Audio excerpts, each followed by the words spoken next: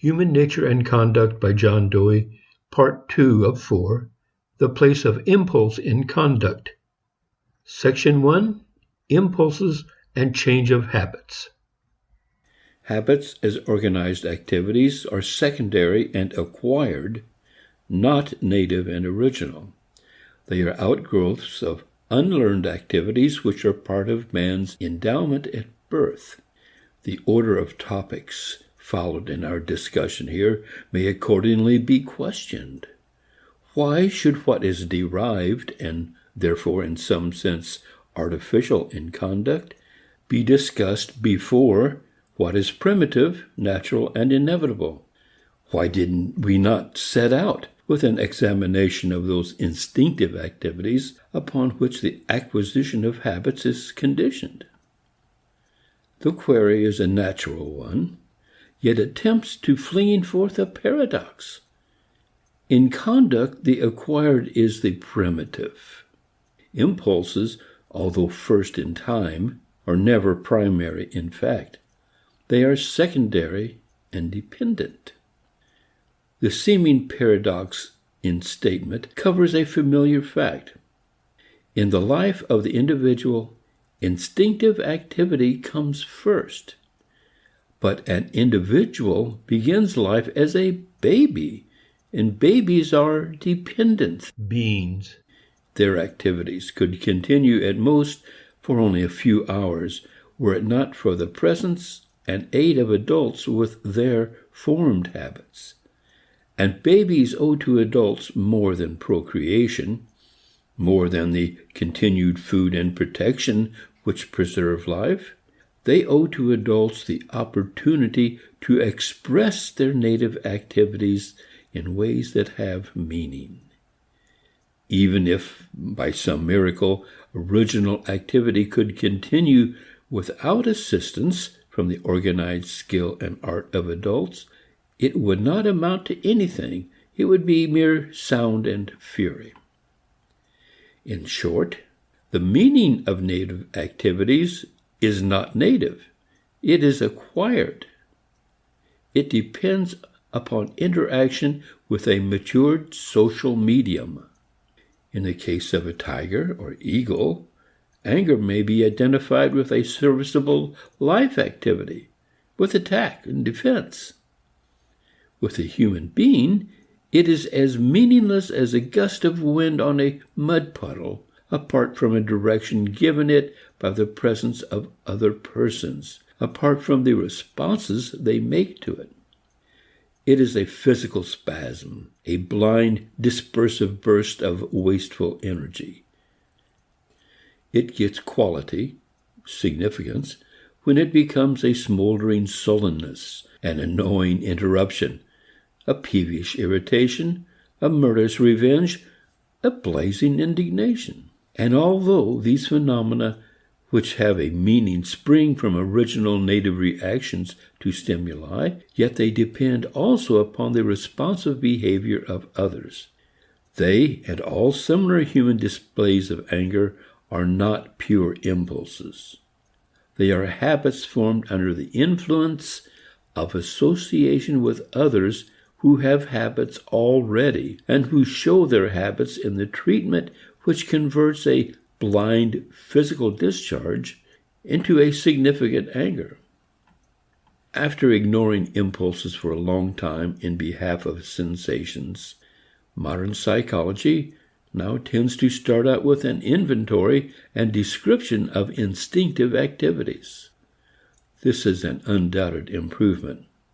But when it tries to explain complicated events in personal and social life by direct reference to these native powers, the explanation becomes hazy and forced.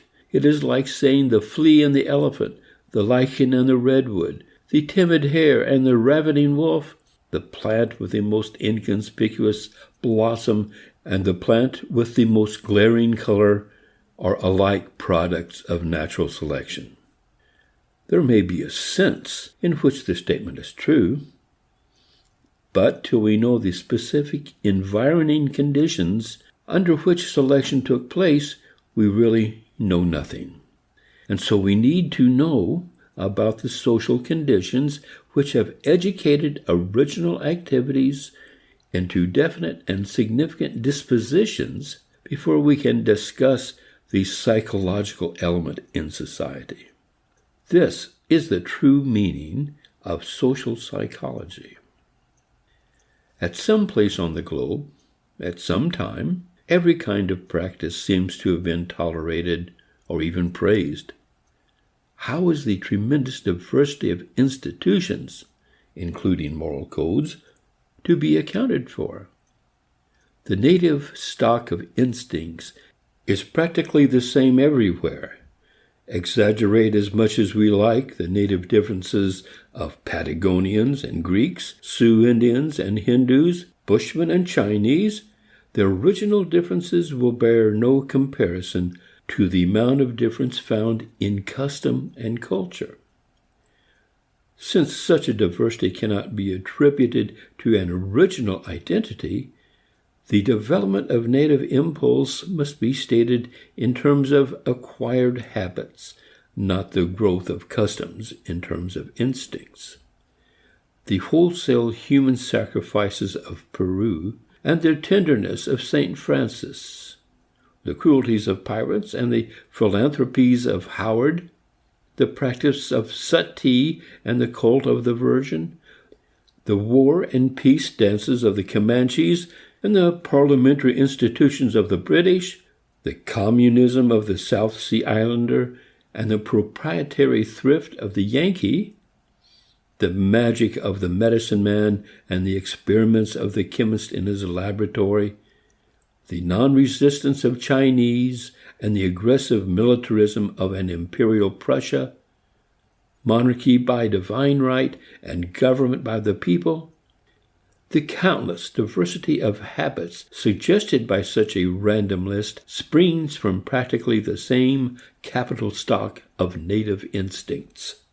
It would be pleasant if we could pick and choose those institutions which we like and impute them to human nature, and the rest to some devil, or those we like to our own kind of human nature, and those we dislike to the nature of despised foreigners on the ground they are not really native at all. It would appear to be simpler if we could point to certain customs, saying that they are the unalloyed products of certain instincts, while those other social arrangements are to be attributed wholly to other impulses. But such methods are not feasible. The same original fears, angers, loves, and hates are hopelessly entangled in the most opposite institutions. The thing we need to know is how a native stock has been modified by interaction with different environments. Yet it goes without saying that original, unlearned activity has its distinctive place, and that an important one in conduct. Impulses are the pivots upon which the reorganization of activities turn. They are agencies of deviation, for giving new directions to old habits and changing their quality. Consequently, whenever we are concerned with understanding social transition and flux, or with projects for reform, personal or collective, our study must go to analysis of native tendencies.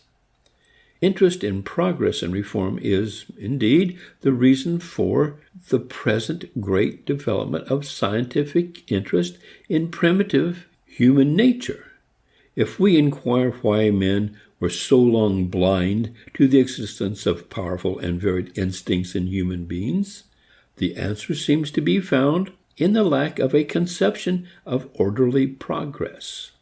It is fast becoming incredible that psychologists disputed as to whether they should choose between innate ideas and an empty, passive, wax-like mind. For it seems as if a glance at a child would have revealed that the truth lay in neither doctrine, so obvious is the surging of specific native activities.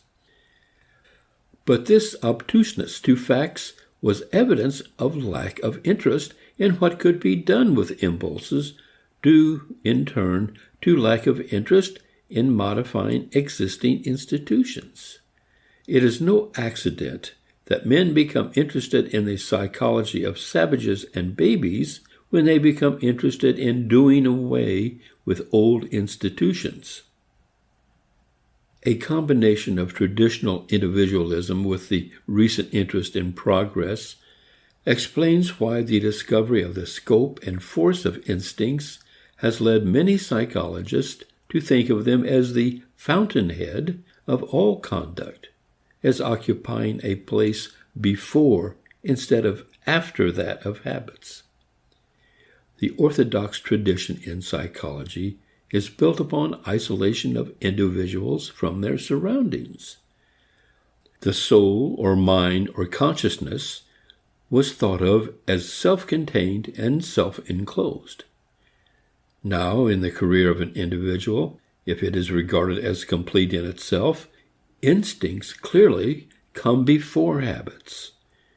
Generalize this individualistic view, and we have an assumption that all customs, all significant episodes in the life of individuals, can be carried directly back to the operation of instincts.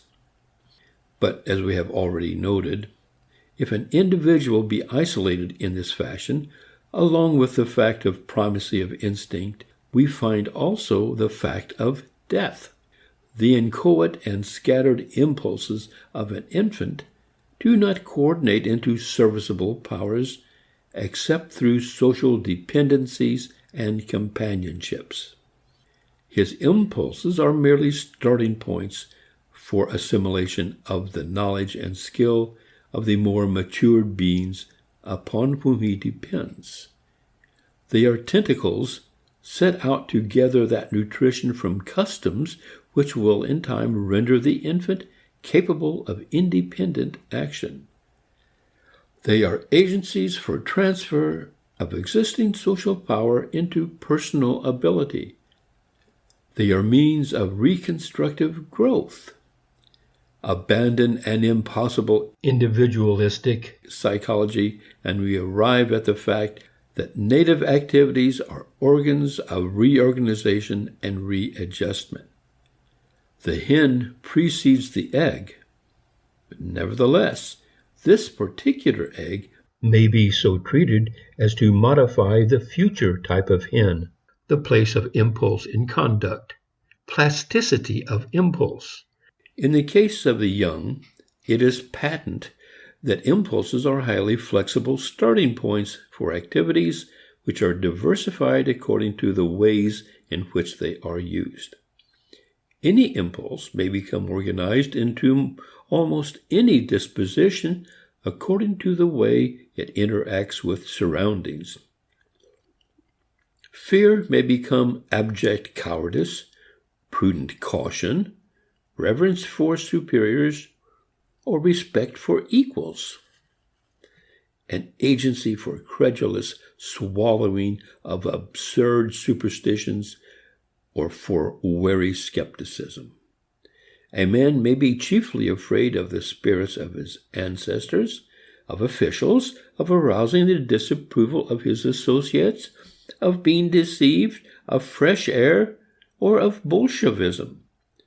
The actual outcome depends on how the impulse of fear is interwoven with other impulses. This depends, in turn, upon the outlets and inhibitions supplied by the social environment. In a definite sense, then, a human society is always starting afresh. It is always in process of renewing, and it endures only because of renewal. We speak of the peoples of Southern Europe as Latin peoples. Their existing languages depart widely from one another and from the Latin mother tongue. Yet there never was a day when this alteration of speech was intentional or explicit. Persons always meant to reproduce the speech they heard from their elders and suppose they were succeeding. This fact may stand as a kind of symbol of the reconstruction wrought in habits, because of the fact that they can be transmitted and be made to endure only through the medium of the crude activities of the young or through contact with persons having different habits. For the most part, this continuous alteration has been unconscious and unintended. Immature, undeveloped activity has succeeded in modifying adult organized activity accidentally and surreptitiously. But with the dawn of the idea of progressive betterment and an interest in new uses of impulses, there has grown up some unconsciousness of the extent to which a future new society of changed purposes and desires may be created by a deliberate, humane treatment of the impulses of youth. This is the meaning of education. For a truly humane education consists in an intelligent direction of native activities in the light of the possibilities and necessities of the social situation. But for the most part, adults have given training rather than education. An impatient, premature mechanization of impulsive activity after the fixed pattern of adult habits of thought and affection has been desired. The combined effect of love of power, timidity in the face of the novel, and a self-admiring complacency has been too strong to permit immature impulse to exercise its reorganizing potentialities.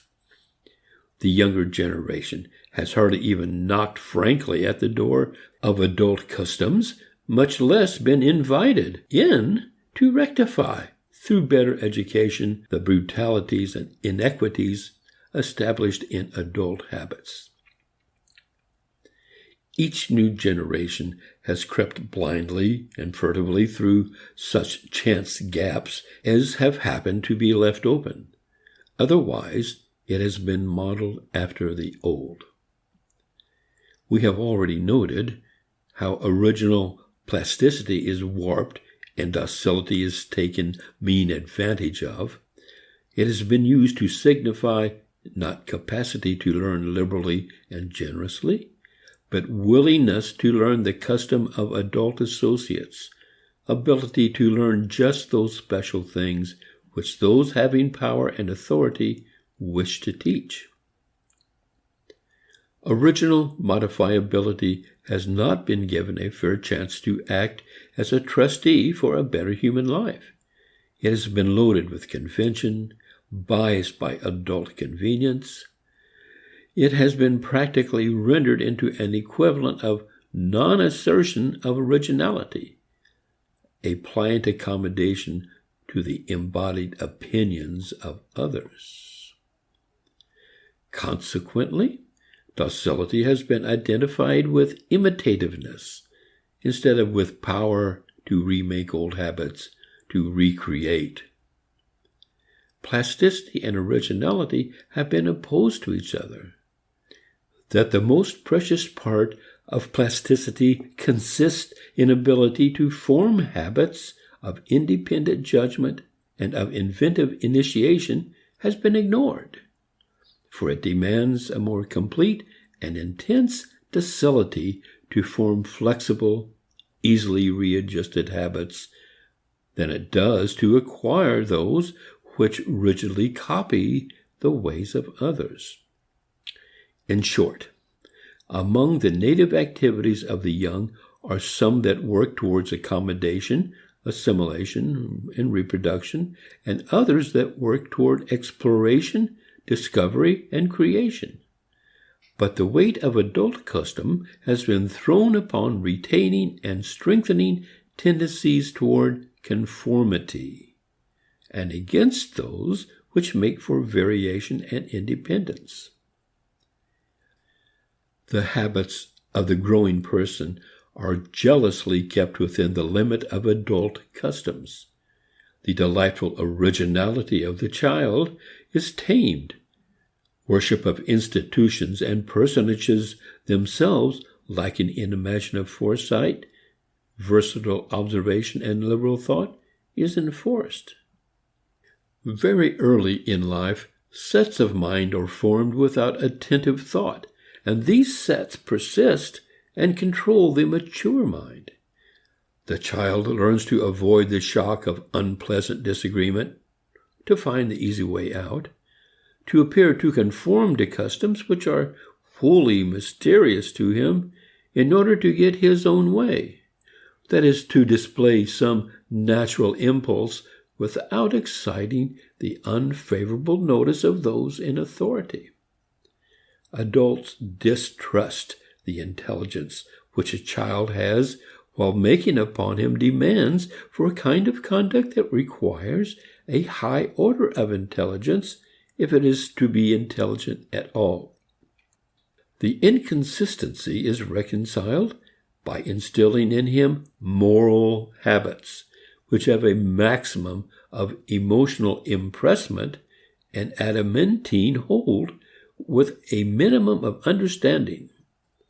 These habitudes, deeply ingrained before thought is awake, and even before the day of experiences which can later be recalled, govern conscious later thought. They are usually deepest and most unget-at-able just where critical thought is most needed, in morals, religion, and politics. These infantilisms account for the mass of irrationalities that prevail among men of otherwise rational taste.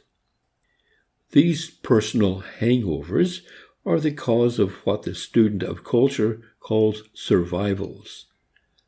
But unfortunately, these survivals are much more numerous and pervasive than the anthropologists and historians are wont to admit. To list them would perhaps oust one from respectable society.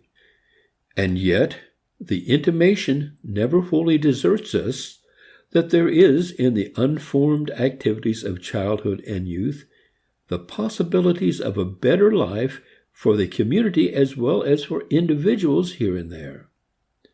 This dim sense is the ground of our abiding idealization of childhood. For with all its extravagancies and uncertainties, its effusions and reticences, it remains a standing proof of a life wherein growth is normal, not an anomaly, activity a delight and not a task, and where habit forming is an expansion of power, not its shrinkage. Habit and impulse may war with one another, but it is a combat between the habits of adults and the impulses of the young, and not, as with the adult, a civil warfare whereby personality is rent asunder.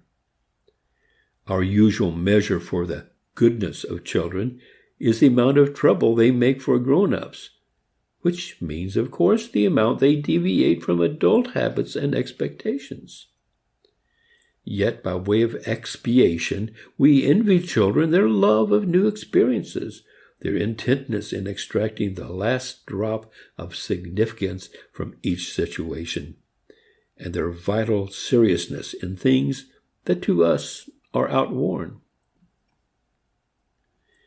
We compensate for the harshness and monotony of our present insistence upon formed habits by imagining a future heaven in which we too shall respond freshly and generously to each incident of life. In consequence of our divided attitude, our ideals are self-contradictory. On the one hand, we dream of an attained perfection, an ultimate static goal in which effort shall cease and desire and execution be once and for all in complete equilibrium. We wish for a character which shall be steadfast, and we then conceive this desired faithfulness as something immutable, a character exactly the same yesterday, today, and forever. but we also have a sneaking sympathy for the courage of an Emerson in declaring that consistency should be thrown to the winds when it stands between us and the opportunities of present life. We reach out to the opposite extreme of our ideal of fixity, and under the guise of a return to nature, dream of a romantic freedom in which all life is plastic to impulse, a continual source of improvised spontaneities and novel inspirations. We rebel against all organization and all stability. If modern thought and sentiment is to escape from this division in its ideals, it must be through utilizing released impulse as an agent of steady reorganization of custom and institutions. While childhood is the conspicuous proof of the renewing of habit rendered possible by impulse, the latter never wholly ceases to play its refreshing role in adult life. If it did, life would petrify, society stagnate. Instinctive reactions are sometimes too intense to be woven into a smooth pattern of habits. Under ordinary circumstances, they appear to be tamed to obey their master, custom. But extraordinary crises release them, and they show by wild and violent energy how superficial is the control of routine. The saying that civilization is only skin deep, that a savage persists beneath the clothes of a civilized man, is the common acknowledgement of this fact. At critical moments of unusual stimuli, the emotional outbreak and rush of instincts dominating all activity show how superficial is the modification which a rigid habit has been able to effect. When we face this fact in its general significance, we confront one of the ominous aspects of the history of man.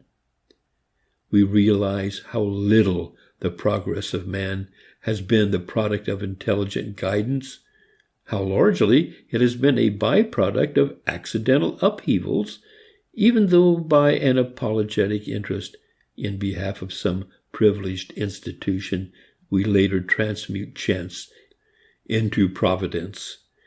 We have depended upon the clash of war, the stress of revolution, the emergence of heroic individuals, the impact of migrations generated by war and famine, the incoming of barbarians to change established institutions.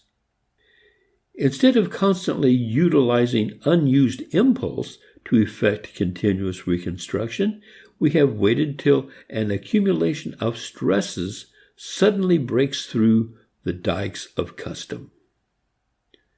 It is often supposed that as old persons die, so must old peoples. There are many facts in history to support the belief. Decadence and degeneration seem to be the rule as age increases. An eruption of some uncivilized horde has then provided new blood and fresh life, so much so that history has been defined as a process of rebarbarization. In truth, the analogy between a person and a nation with respect to senescence and death is defective. A nation is always renewed by the death of its old constituents and the birth of those who are as young and fresh as ever were any individuals in the heyday of the nation's glory. Not the nation, but its customs get old. Its institutions petrify into rigidity, their social arterial sclerosis. Then some people, not overburdened with elaborate and stiff habits, take up and carry on the moving process of life. The stock of fresh peoples is, however, approaching exhaustion. It is not safe to rely upon this expensive method of renewing civilization. We need to discover how to rejuvenate it from within. A normal perpetuation becomes a fact in the degree in which impulse is released and habit is plastic to the transforming touch of impulse. When customs are flexible and youth is educated as youth and not as premature adulthood, no nation grows old. There always exists a goodly store of non-functioning impulses which may be drawn upon. Their manifestation and utilization is called conversion or regeneration when it comes suddenly. But they may be drawn upon continuously and moderately. Then we call it learning or educative growth. Rigid custom signifies not that there are no such impulses, but that they are not organically taken advantage of. As a matter of fact, the stiffer and the more encrusted the customs, the larger is the number of instinctive activities that find no regular output and that accordingly merely wait a chance to get an irregular, uncoordinated manifestation. Routine habits never take up all the slack. They apply only where conditions remain the same or recur in uniform ways. They do not fit the unusual and novel. Consequently, rigid moral codes that attempt to lay down definite injunctions and prohibitions for every occasion in life turn out, in fact, loose and slack. Stretch 10 Commandments or any other number as far as you will by ingenious exegesis, yet acts unprovided for by them will occur. No elaboration of statute law can forestall variant cases and the need of interpretation ad hoc. Moral and legal schemes that attempt the impossible in the way of definite formulation compensate for explicit strictness in some lines by implicit looseness in others. The only truly severe code is the one which forgoes codification, throwing responsibility for judging each case upon the agents concerned, imposing on them the burden of discovery and adaptation. The relation which actually exists between undirected instinct and over-organized custom is illustrated in the two views that are current about savage life. The popular view looks at the savage as a wild man, as one who knows no controlling principles or rules of action, who freely follows his own impulse, whim, or desire whenever it seizes him and wherever it takes him. Anthropologists are given to the opposed notion. They view savages as bondsmen to custom.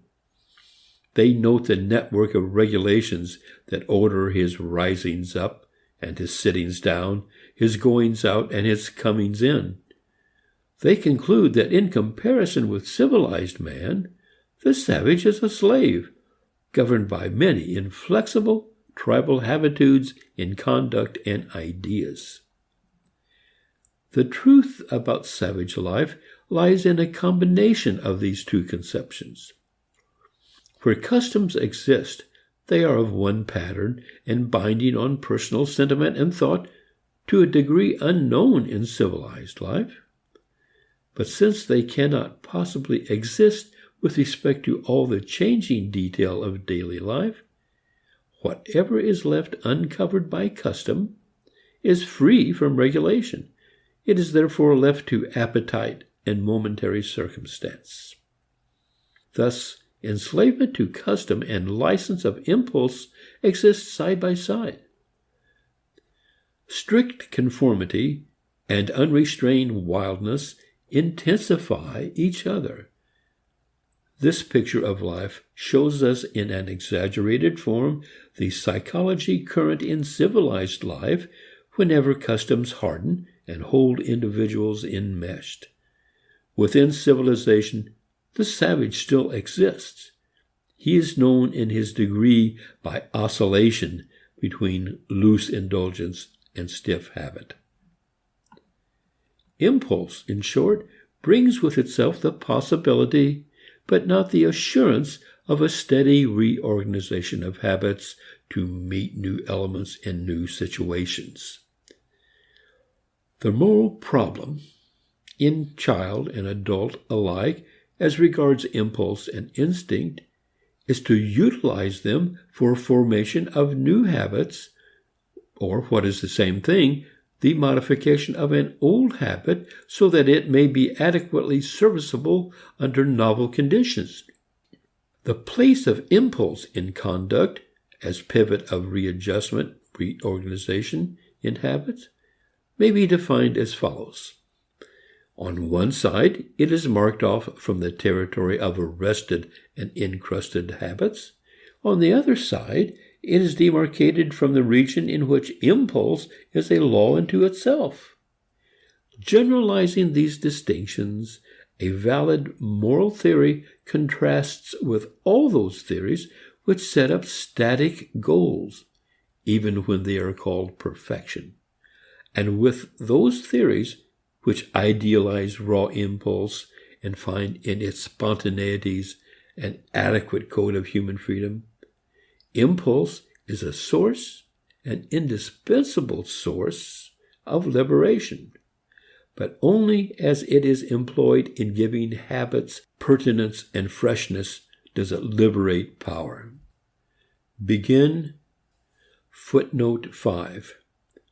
The use of the words instinct and impulse as practical equivalents is intentional, even though it may grieve critical readers. The word instinct, taken alone, is still too laden with the older notion that an instinct is always definitely organized and adapted, which for the most part is just what it is not in human beings. The word impulse suggests something primitive, yet loose, undirected, and initial. Man can progress as beasts cannot, precisely because he has so many instincts that they cut across one another so that most serviceable actions must be learned. In learning habits, it is possible for man to learn the habit of learning. Then betterment becomes a conscious principle in life. Incidentally, we have touched upon a most far-reaching problem, the alterability of human nature. Early reformers, following John Locke, were inclined to minimize the significance of native activities and to emphasize the possibilities inherent in practice and habit acquisition. There was a political slant to this denial of the native and a priori, this magnifying of the accomplishments of acquired experience. It held out a prospect of continuous development, of improvement without end. Thus, writers like Helvetius made the idea of the complete malleability of a human nature, which originally is wholly empty and passive, the basis for asserting the omnipotence of education to shape human society, and the ground of proclaiming the infinite perfectibility of mankind. Wary, experienced men of the world have always been skeptical of schemes of unlimited improvement. They tend to regard plans for social change with an eye of suspicion. They find in them evidences of the proneness of youth to illusion or of incapacity on the part of those who have grown old to learn anything from experience. This type of conservative has thought to find in the doctrine of native instincts a scientific support for asserting the practical unalterability of human nature.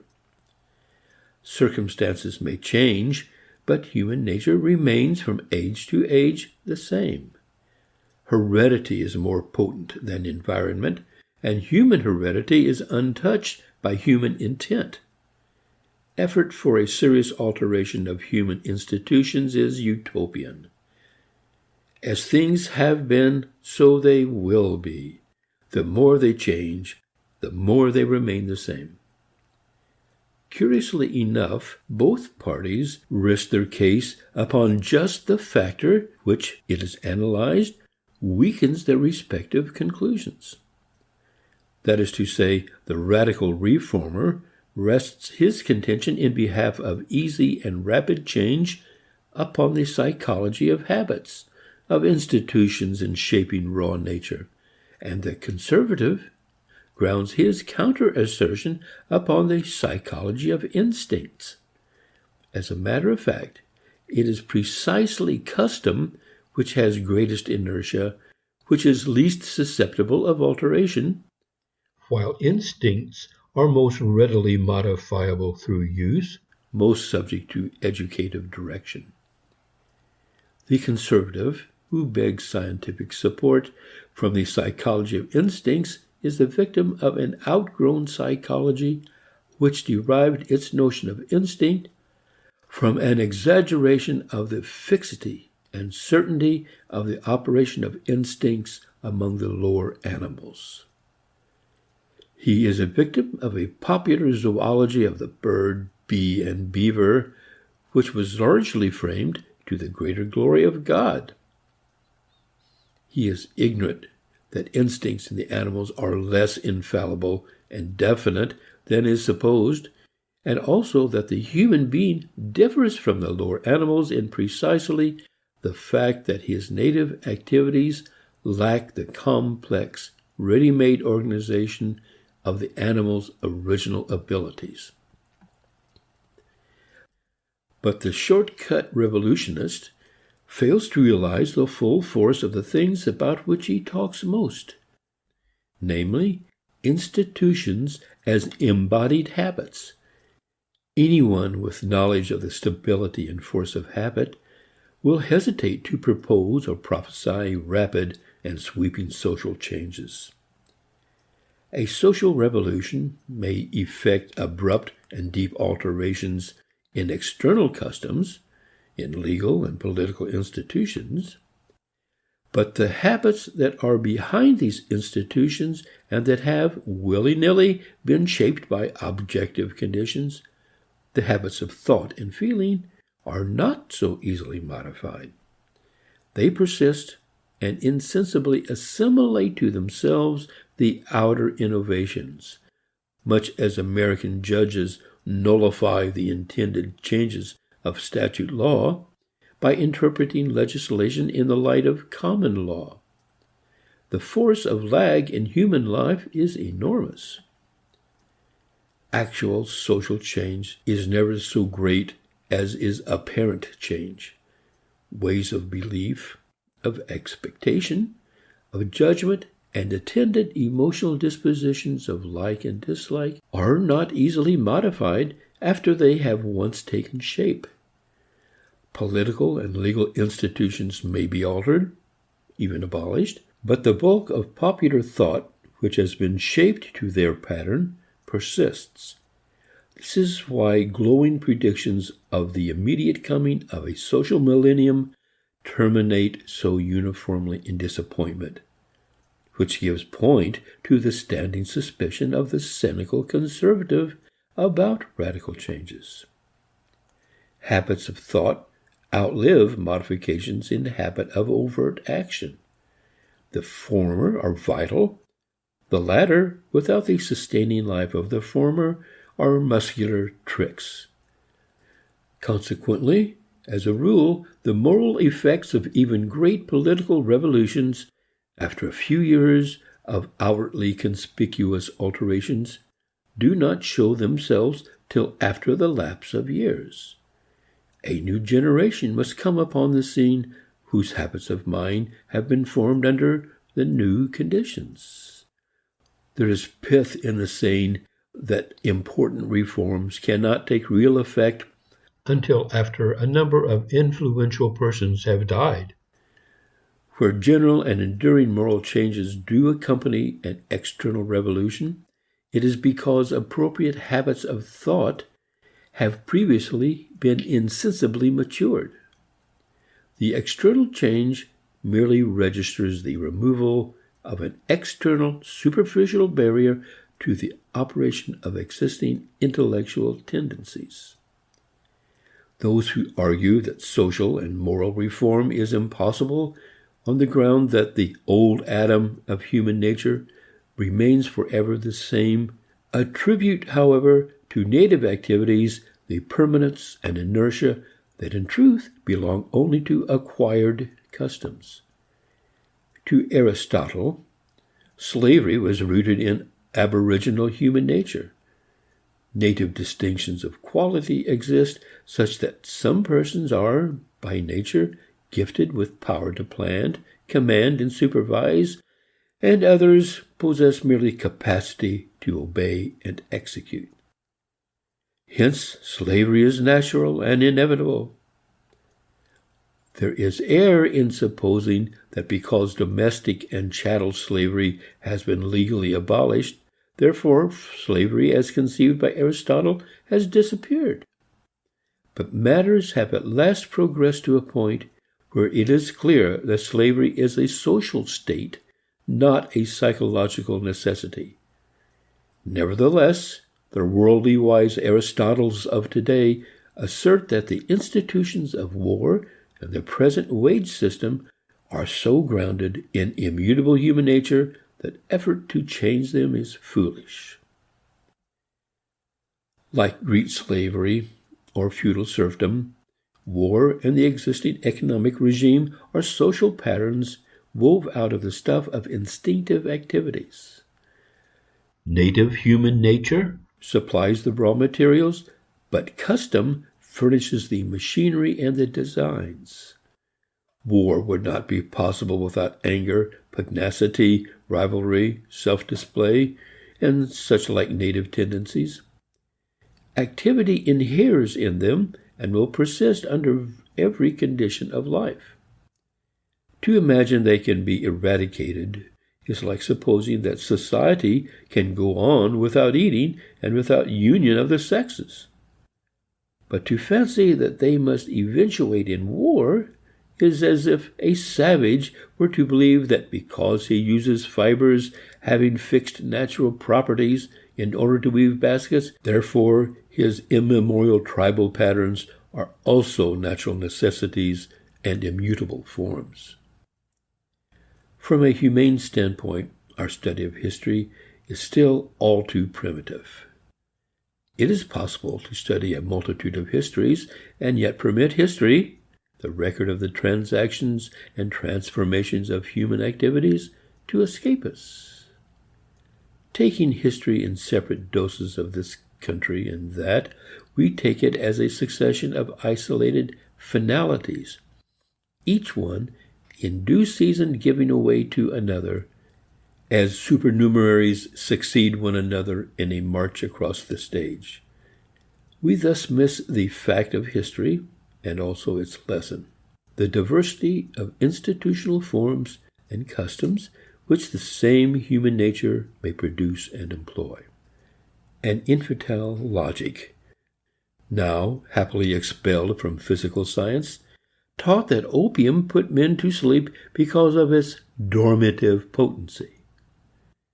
We follow the same logic in social matters when we believe that war exists because of bellicose instincts, or that a particular economic regime is necessary because of acquisitive and competitive impulses which must find expression. Pugnacity and fear are no more native than are pity and sympathy. The important thing morally is the way these native tendencies interact, for their interaction may give a chemical transformation, not a mechanical combination. Similarly, no social institution stands alone as a product of one dominant force. It is a phenomenon or function of a multitude of social factors in their mutual inhibitions and reinforcements. If we follow an infantile logic, We shall reduplicate the unity of result and an assumption of unity of force behind it, as men once did with natural events employing teleology as an exhibition of causal efficiency. We thus take the same social custom twice over, once as an existing fact, and then as an original force which produced the fact, and utter sage platitudes about the unalterable workings of human nature or of race. As we account for war by pugnacity, for the capitalistic system by the necessity of an incentive of gain to stir ambition and effort, so we account for Greece by power of aesthetic observation, Rome by administrative ability, the Middle Ages by interest in religion, and so on. We have constructed an elaborate political zoology as mythological and not nearly as poetic as the other zoology of phoenixes, griffins, and unicorns. Native racial spirit, the spirit of the people or of the time, national destiny are familiar figures in this social zoo. As names for effects, for existing customs, they are sometimes useful. As names for explanatory forces, they work havoc with intelligence. An immense debt is due William James for the mere title of his essay, The Moral Equivalence of War. It reveals with a flash of light the true psychology.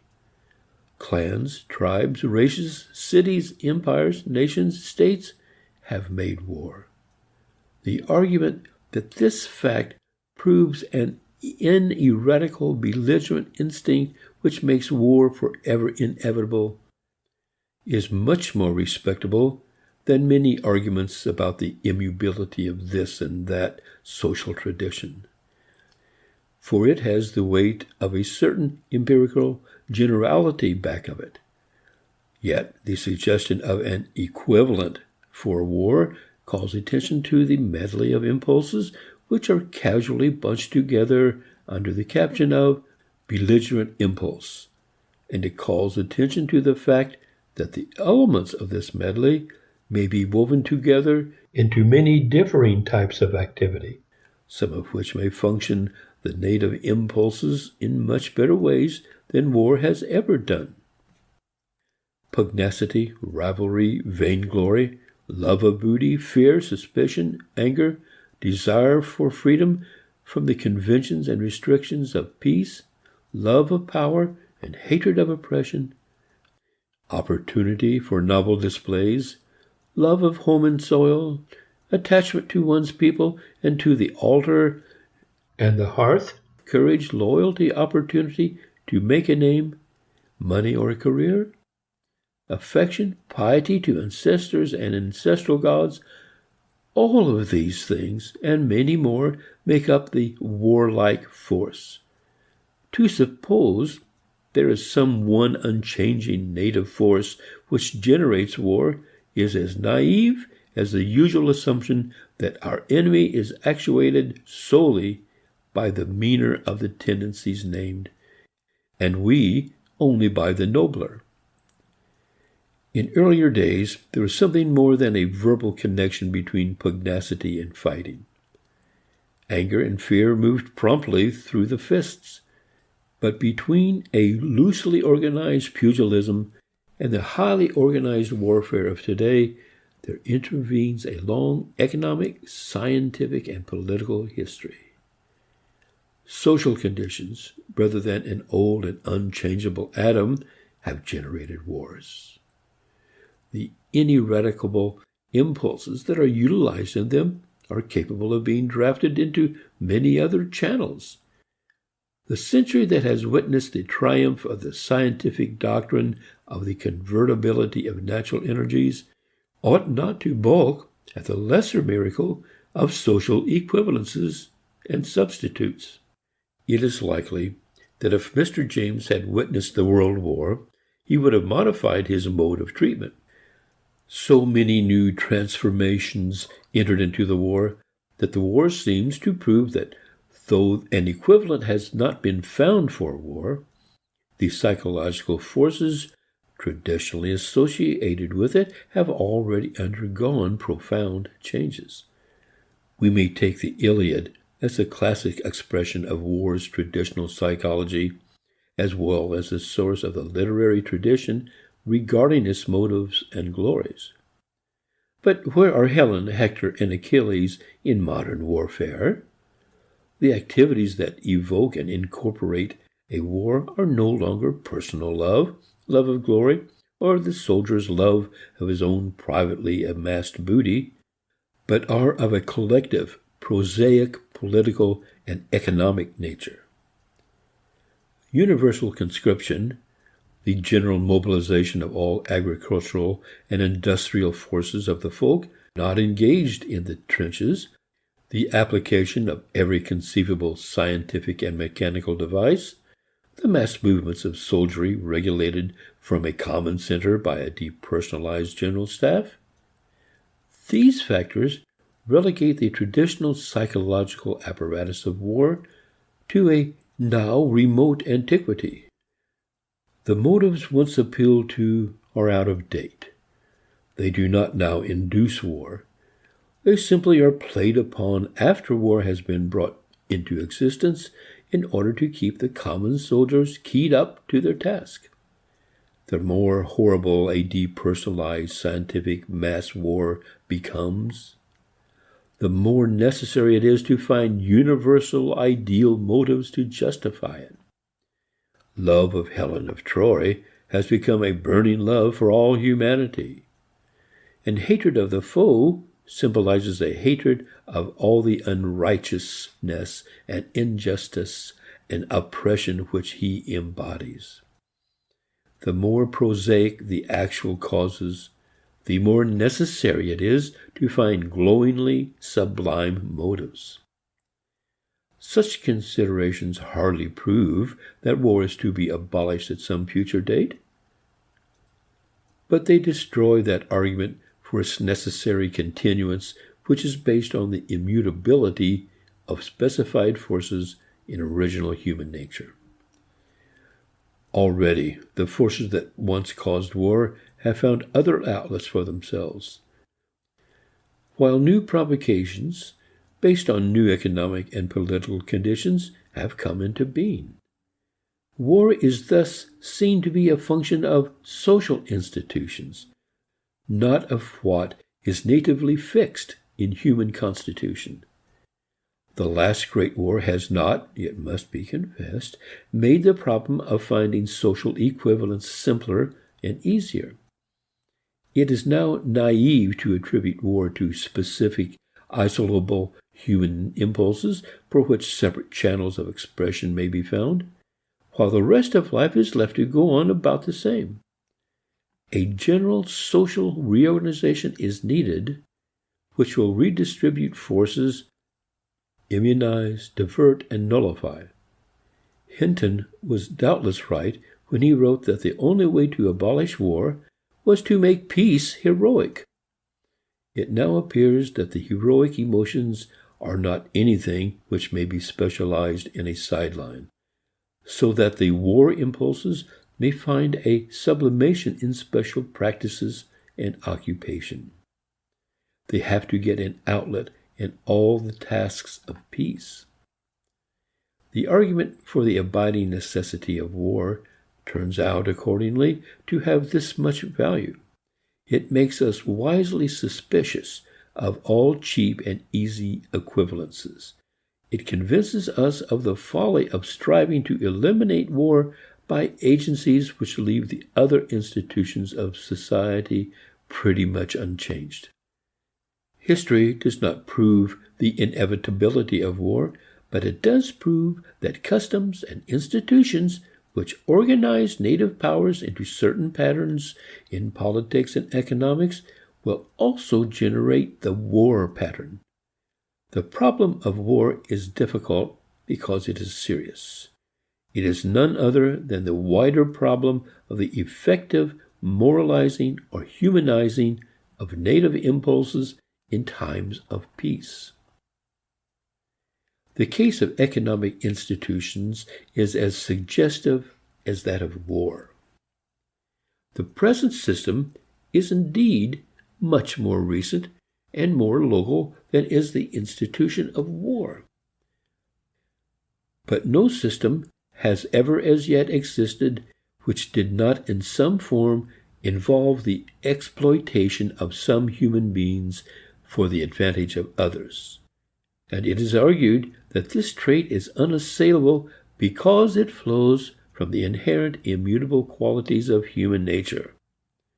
It is argued, for example, that economic inferiorities and disabilities are incidents of an institution of private property, which flows from an original proprietary instinct.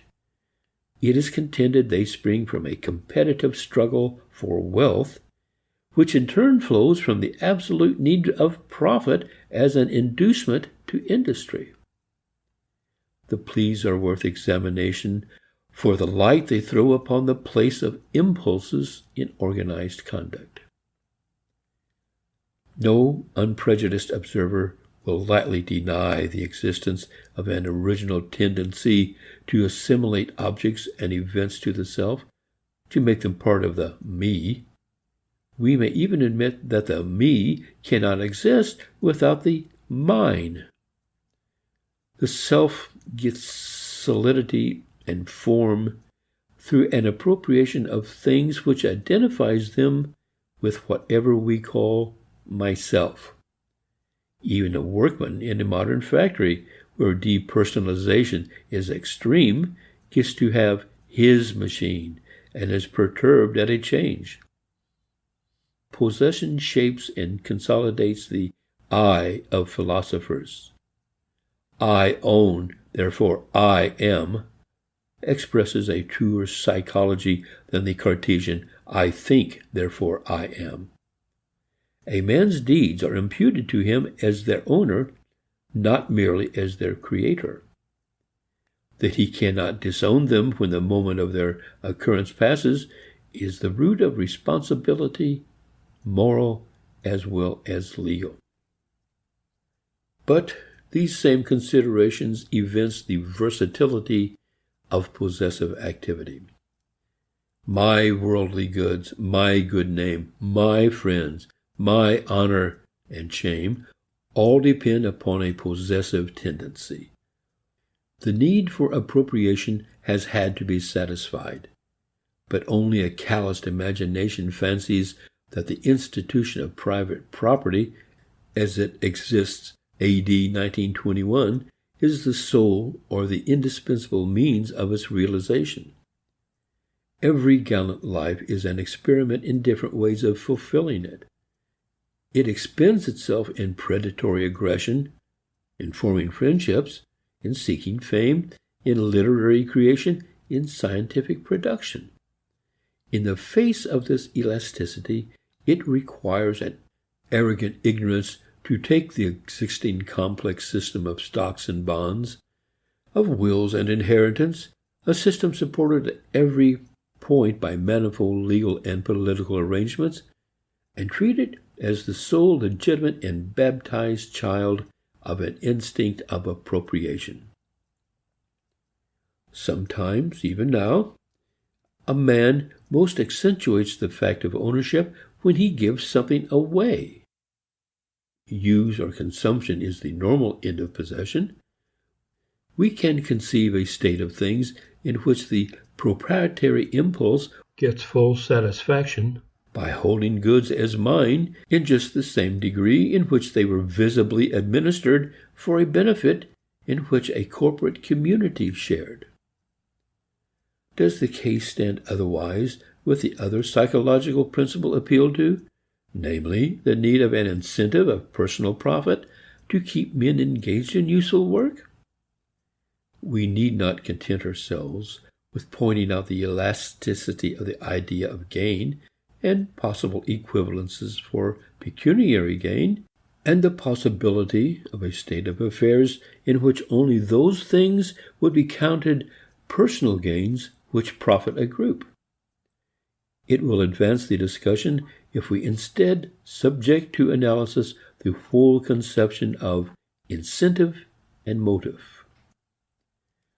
There is doubtless some sense in saying that every conscious act has an incentive or motive. But this sense is as truistic as that of the not dissimilar saying that every event has a cause. Neither statement throws any light on any particular occurrence. It is at most a maxim which advises us to search for some other fact with which the one in question may be correlated. Those who attempt to defend the necessity of existing economic institutions as manifestations of human nature convert this suggestion of a concrete inquiry into a generalized truth, and hence to a definitive falsity. They take the saying to mean that nobody would do anything, or at least anything of use to others, without a prospect of some tangible reward. And beneath this false proposition there is another assumption still more monstrous, namely, that a man exists naturally in a state of rest so that he requires some external force to set him into action. The idea of a thing intrinsically wholly inert, in the sense of absolutely passive, is expelled from physics and has taken refuge in the psychology of current economics. In truth, man acts anyway. He can't help acting. In every fundamental sense, it is false that a man requires a motive to make him do something. To a healthy man, inaction is the greatest of woes. Anyone who observes children knows that while periods of rest are natural, laziness is an acquired vice or virtue. While a man is awake, he will do something, if only to build castles in the air. If we like the form of words, we may say that a man eats only because he is moved by hunger. This statement is nevertheless mere tautology. For what does hunger mean except that one of the things which man does naturally, instinctively, is to search for food, that his activity naturally turns that way? Hunger primarily names an act or active process, not a motive for an act. It is an act if we take it grossly, like a babe's blind hunt for the mother's breast. It is an activity if we take it minutely as a chemico-physiological occurrence. The whole concept of motives is in truth extra-psychological. It is an outcome of the attempt of men to influence human action, first that of others, then of a man to influence his own behavior. No sensible person thinks of attributing the acts of an animal or an idiot to a motive. We call a biting dog ugly, but we don't look for his motive in biting.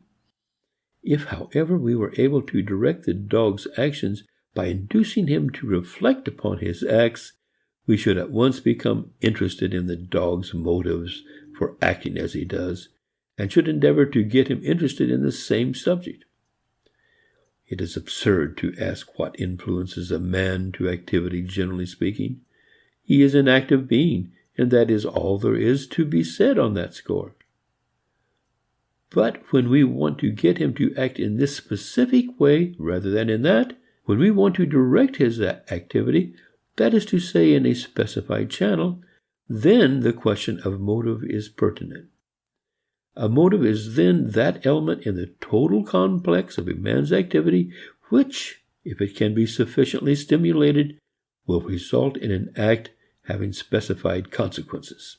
And part of the process of intensifying or reducing certain elements in the total activity, and thus regulating actual consequence, is to impute to those elements of a person as his actuating motives.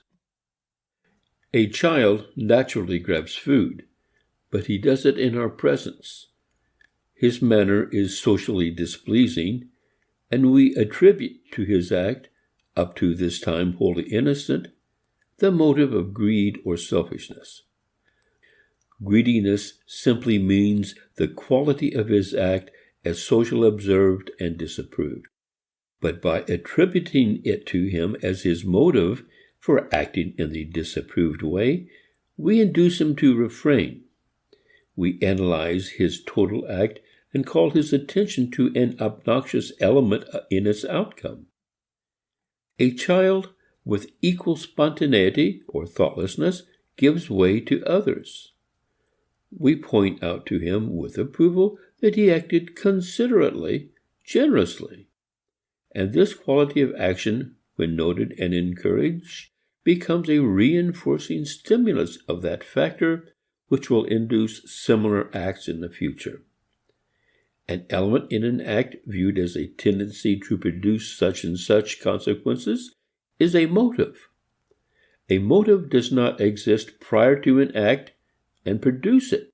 It is an act plus a judgment upon some element of it, the judgment being made in the light of the consequences of the act. At first, as was said, others characterize an act with favorable or condign qualities which they impute to an agent's character. They react in this fashion in order to encourage him in future acts of the same sort, or in order to dissuade him, in short, to build or destroy a habit. This characterization is part of the technique of influencing the development of character and conduct. It is a refinement of the ordinary reactions of praise and blame.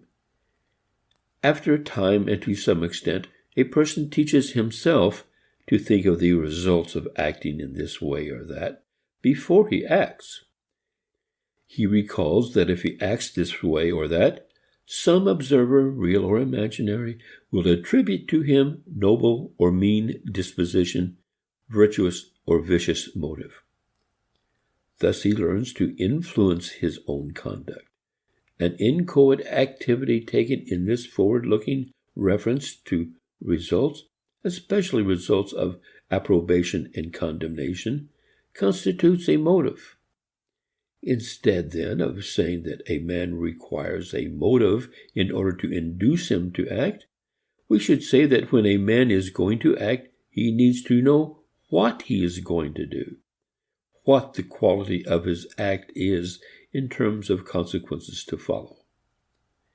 In order to act properly, he needs to view his act as others view it, namely as a manifestation of character or will, which is good or bad, according as it is bent upon specific things which are desirable or obnoxious.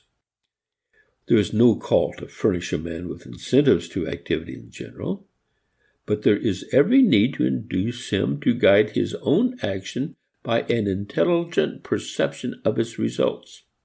For in the long run, this is the most effective way of influencing activity to take this desirable direction rather than that objectionable one.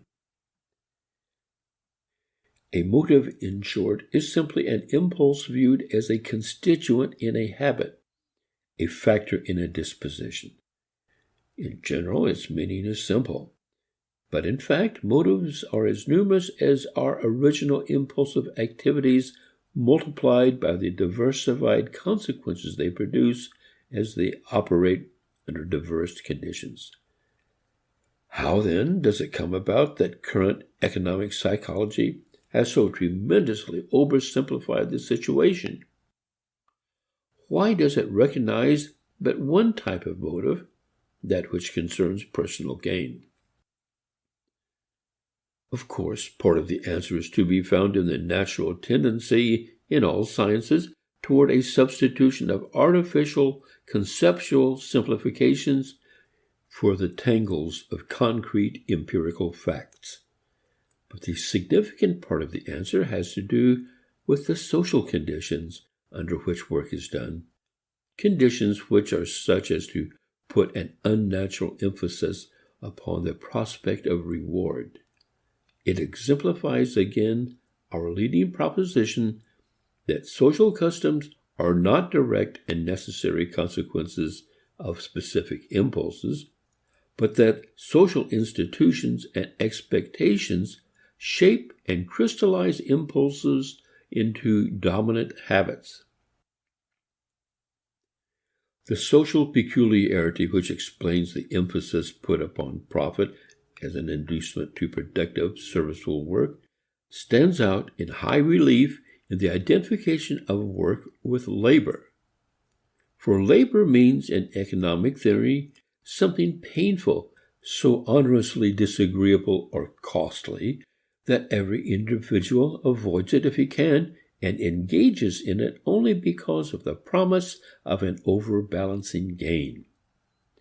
Thus, the question we are invited to consider is what the social condition is that makes productive work uninteresting and toilsome. Why is the psychology of the industrialist so different from that of inventor, explorer, artist, sportsman, scientific investigator, physician, or teacher? For the latter, we do not assert that activity is such a burdensome sacrifice that it is engaged in only because men are bribed to act by hope of reward or are coerced by fear of loss. The social conditions under which labor is undertaken have become so uncongenial to human nature that it is not undertaken because of intrinsic meaning. It is carried on under conditions which render it immediately irksome. The alleged need of an incentive to stir men out of quiescent inertness is the need of an incentive powerful enough to overcome contrary stimuli which proceed from the social conditions. Circumstances of productive service now shear away direct satisfaction from those engaging in it. A real and important fact is thus contained in current economic psychology, but it is a fact about existing industrial conditions and not a fact about native original activity. It is natural for activity to be agreeable. It tends to find fulfillment, and finding an outlet is itself satisfactory, for it marks partial accomplishment. If productive activity has become so inherently unsatisfactory that men have to be artificially induced to engage in it, this fact is ample proof that the conditions under which work is carried on bulk the complex of activities instead of promoting them, irritate and frustrate natural tendencies instead of carrying them forward to fruition. Work then becomes labor, the consequence of some aboriginal curse which forces man to do what he would not do if he could help it, the outcome of some original sin which excluded men from a paradise in which desire was satisfied without industry, compelling him to pay for the means of livelihood with the sweat of his brow. From which it follows, naturally, that paradise regained means the accumulation of investments such that a man can live upon their return without labor. There is, we repeat, too much truth in this picture, but it is not a truth concerning original human nature and activity. It concerns the form human impulses have taken under the influence of a specific social environment. If there are difficulties in the way of social alteration, as there certainly are, they do not lie in an original aversion of human nature to serviceable action, but in the historic conditions which have differentiated the work of the laborer for wage from that of the artist, adventurer, sportsman, soldier, administrator, and speculator. War and the existing economic regime have not been discussed primarily on their own account. They are crucial cases of the relation existing between original impulse and acquired habit. They are so fraught with evil consequences that anyone who is disposed can heap up criticisms without end. Nevertheless, they persist. This persistence constitutes the case for the conservative who argues that such institutions are rooted in an unalterable human nature. A truer psychology locates the difficulty elsewhere. It shows that the trouble lies in the inertness of established habit. No matter how accidental and irrational the circumstances of its origin, no matter how different the conditions which now exist to those under which the habit was formed, the latter persists until the environment obstinately rejects it. Habits once formed perpetuate themselves by acting unremittingly upon the native stock of activities. They stimulate, inhibit, intensify, weaken, select, concentrate, and organize the latter into their own likeness. They create out of the formless void of impulses a world made in their own image. Man is a creature of habit, not of reason, nor yet of instinct. Recognition of the correct psychology locates the problem but does not guarantee its solution. Indeed, at first sight it seems to indicate that every attempt to solve the problem and secure fundamental reorganizations is caught in a vicious circle. For the direction of native activity depends upon acquired habits, and yet acquired habits can be modified only by redirection of impulses. Existing institutions impose their stamp, their superscription upon impulse and instinct. They embody the modifications the latter have undergone. How then can we get leverage for changing institutions? How shall impulse exercise that readjusting office which has been claimed for it? Shall we not have to depend in the future, as in the past, upon upheaval and accidents to dislocate customs so as to release impulses to serve as points of departure for new habits? The existing psychology of the industrial worker, for example, is slack, irresponsible, combining a maximum of mechanical routine with a maximum of explosive, unregulated impulsiveness. These things have been bred by the existing economic system, but they exist and are formidable obstacles to social change. We cannot breed in men the desire to get something for as nearly nothing as possible, and in the end not pay the price. We satisfy ourselves cheaply by preaching the charm of productivity and by blaming the inherent selfishness of human nature and urging some great moral and religious revival. The evils point, in reality, to the necessity of a change in economic institutions, but meantime they offer serious obstacles to the change. At the same time, the existing economic system has enlisted in behalf of its own perpetuity the managerial and the technological abilities which must serve the cause of the laborer if he is to be emancipated. In the face of these difficulties, other persons seek an equally cheap satisfaction in the thought of universal civil war and revolution. Is there any way out of the vicious circle? In the first place, there are possibilities resident in the education of the young which have never yet been taken advantage of. The idea of universal education is as yet hardly a century old, and it is still much more of an idea than a fact, when we take into account the early age at which it terminates for the mass. Also, thus far schooling has been largely utilized as a convenient tool of the existing nationalistic and economic regimes. Hence, it is easy to point out defects and perversions in every existing school system. It is easy for a critic to ridicule the religious devotion to education, which has characterized, for example, the American Republic. It is easy to represent it as zeal without knowledge, fanatical faith apart from understanding. And yet the cold fact of the situation is that the chief means of continuous graded economical improvement and social rectification lies in utilizing the opportunities of educating the young to modify prevailing types of thought and desire.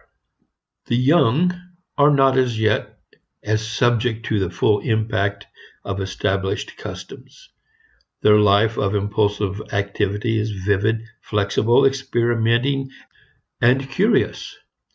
Adults have their habits formed, fixed, at least comparatively. They are the subjects, not to say victims, of an environment in which they can directly change only by a maximum of effort and disturbance. They may not be able to perceive clearly the needed changes or be willing to pay the price of effecting them. Yet they wish a different life for their generation to come. In order to realize that wish, they may create a special environment whose main function is education. In order that education of the young be efficacious in inducing an improved society, it is not necessary for adults to have formulated a definite ideal of some better state. An educational enterprise conducted in this spirit would probably end merely in substituting one rigidity for another. What is necessary is that habits be formed which are more intelligent, more sensitively percipient, more informed with foresight, and more aware of what they are about, and more direct and sincere, more flexibly responsive than those now current. Then they will meet their own problems and propose their own improvements.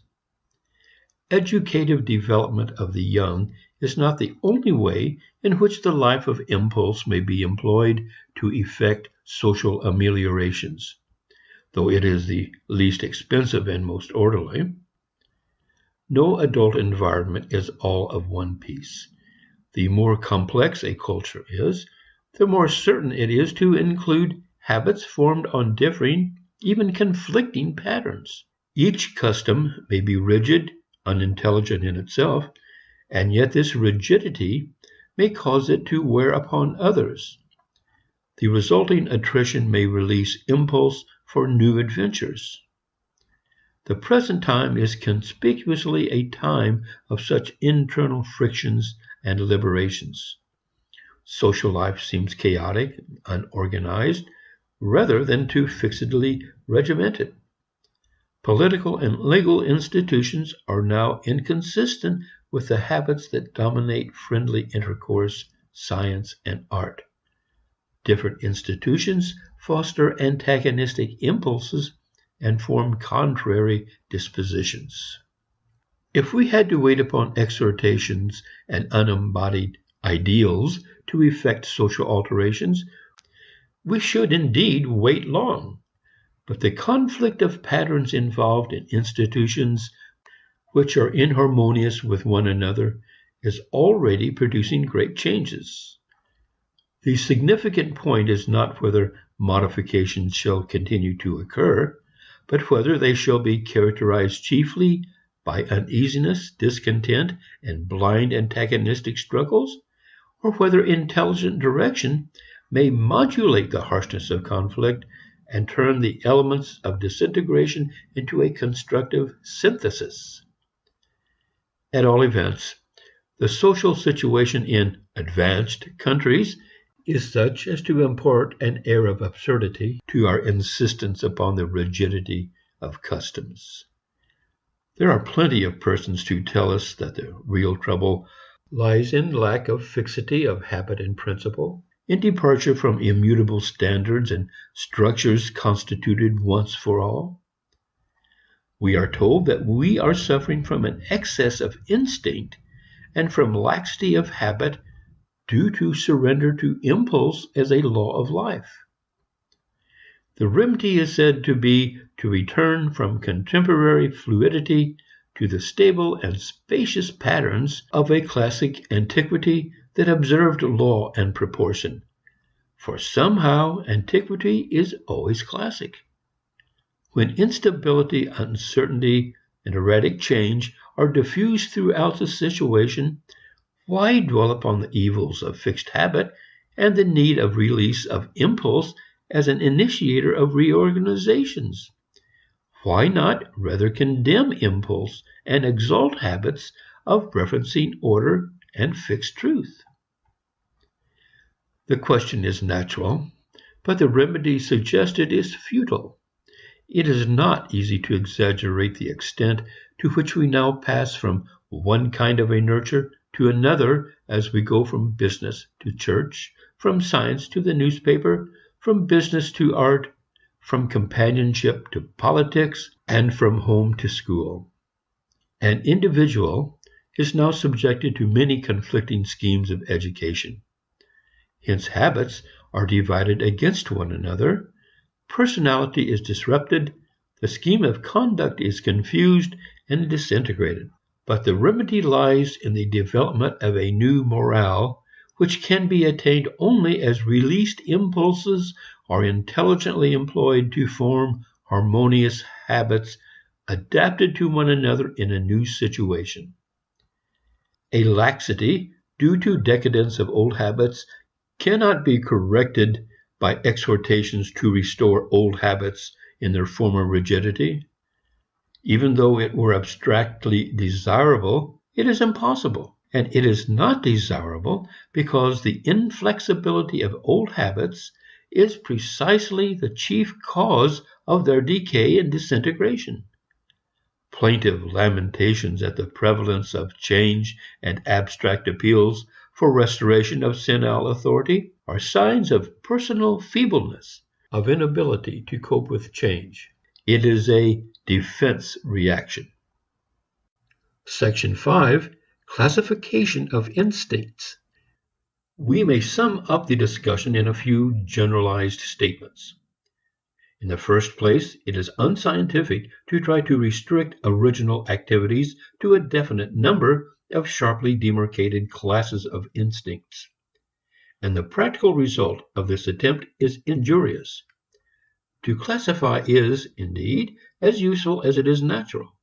The indefinite multitude of particular and changing events is met by the mind with acts of defining, inventorying, and listing, reducing to common heads and tying up in bunches. But these acts, like other intelligent acts, are performed for a purpose, and the accomplishment of purpose is their only justification. Speaking generally, the purpose is to facilitate our dealings with unique individuals and changing events. When we assume that our clefts and bunches represent fixed separations and collections in rerum natura, we obstruct rather than aid our transactions with things. We are guilty of a presumption which nature promptly punishes. We are rendered incompetent to deal effectively with the delicacies and novelties of nature and life. Our thought is hard where facts are mobile, bunched and chunky where events are fluid and dissolving. The tendency to forget the office of distinctions and classifications, and to take them as marking things in themselves, is the current fallacy of scientific specialism. It is one of the conspicuous traits of highbrowism, the essence of false abstractionism. This attitude, which once flourished in physical science, now governs theorizing about human nature. Man has been resolved into a definite collection of primary instincts, which may be numbered, catalogued, and exhaustively described one by one. Theorists differ only, or chiefly, as to their number and ranking. Some say 1, self-love, some 2, egoism and altruism, some 3, greed, fear, and glory, while today, writers of a more empirical turn run the numbers up to 50 and 60. But in fact, there are as many specific reactions to differing stimulating conditions as there is time for, and our lists are only classifications for a purpose. One of the great evils of this artificial simplification is its influence upon social science. Complicated provinces of life have been assigned to the jurisdiction of some special instinct or a group of instincts, which has reigned despotically with the usual consequences of despotism. Politics has replaced religion as the set of phenomena based upon fear, or, after having been the fruit of a special Aristotelian political faculty, has become the necessary condition of restraining man's self-seeking impulse. All sociological facts are disposed of in a few fat volumes as products of imitation and invention, or of cooperation and conflict. Ethics rest upon sympathy, pity, and benevolence. Economics is the science of phenomena due to one love and one aversion, gain and labor. It is surprising that men can engage in these enterprises without being reminded of their exact similarity to natural science before scientific method was discovered in the 17th century. Just now, another simplification is current. All instincts go back to the sexual, so that chercher la femme, under multitudinous symbolic disguises, is the last word of science with respect to the analysis of conduct. Some sophisticated simplifications, which once had great influence, are now chiefly matters of historic moment. Even so, they are instructive. They show how social conditions put a heavy load on certain tendencies, so that in the end, an acquired disposition is treated as if it were an original and almost the only original activity. Consider, for example, the burden of casual power placed by Hobbes upon the reaction of fear. To a man living with reasonable security and comfort today, Hobbes' pervasive consciousness of fear seems like the idiosyncrasy of an abnormally timid temperament. But a survey of the conditions of his own time, of the disorders which bred general distrust and antagonism, which led to brutal swashbuckling and disintegrating intrigue, puts the matter on a different footing. The social situation conduced to fearfulness. As an account of the psychology of the natural man, his theory is unsound. As a report of contemporary social conditions, there is much to be said for it. Something of the same sort may be said regarding the emphasis of 18th century moralists upon benevolence as the inclusive moral spring to action, as emphasis represented in the 19th century by Comte's exaltation of altruism. The load was excessive, but it testifies to the growth of a new philanthropic spirit, with the breakdown of feudal barriers and a consequent mingling of persons previously divided.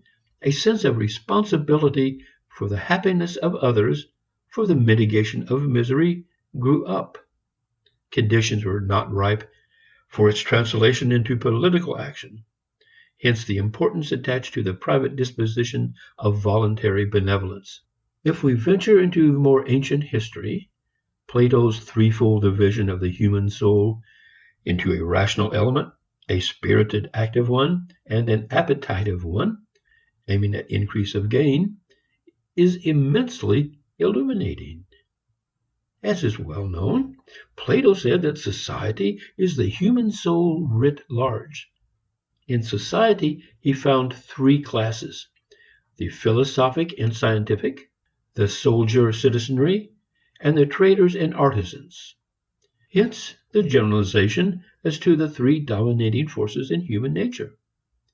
Read the other way around, we perceive that trade in his days appealed especially to concupiscence, citizenship to a generous élan of self-forgetting loyalty, and scientific study to a disinterested love of wisdom that seemed to be monopolized by a small, isolated group.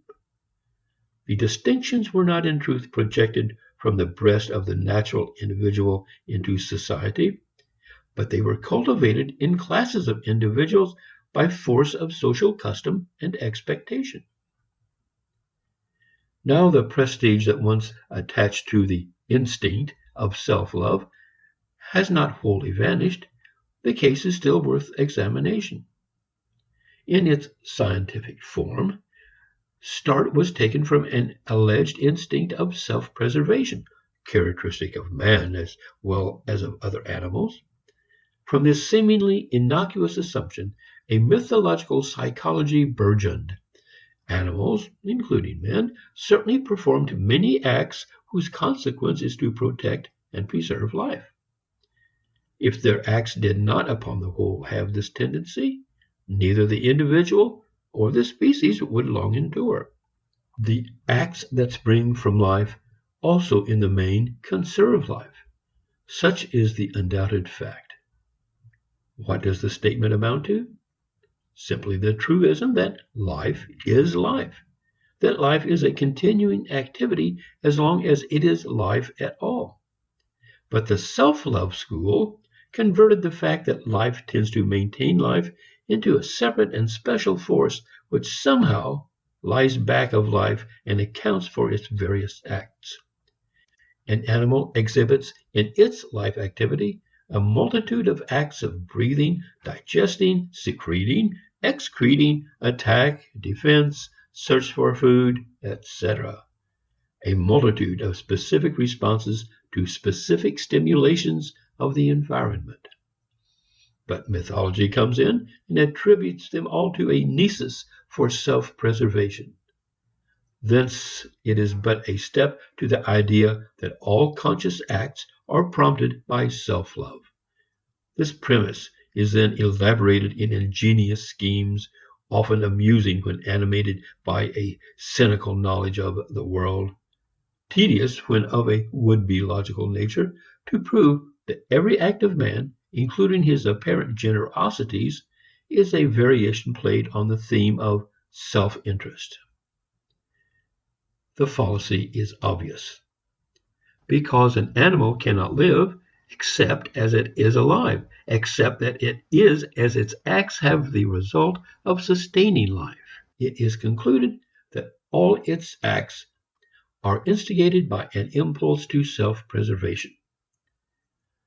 Since all acts affect the well-being of their agent in one way or another, and since when a person becomes reflective, he prefers consequences in the way of weal to those of woe, therefore all his acts are due to self-love. In actual substance, one statement says that life is life, and the other says that a self is a self. One says that special acts are acts of a living creature, and the other that they are acts of a self.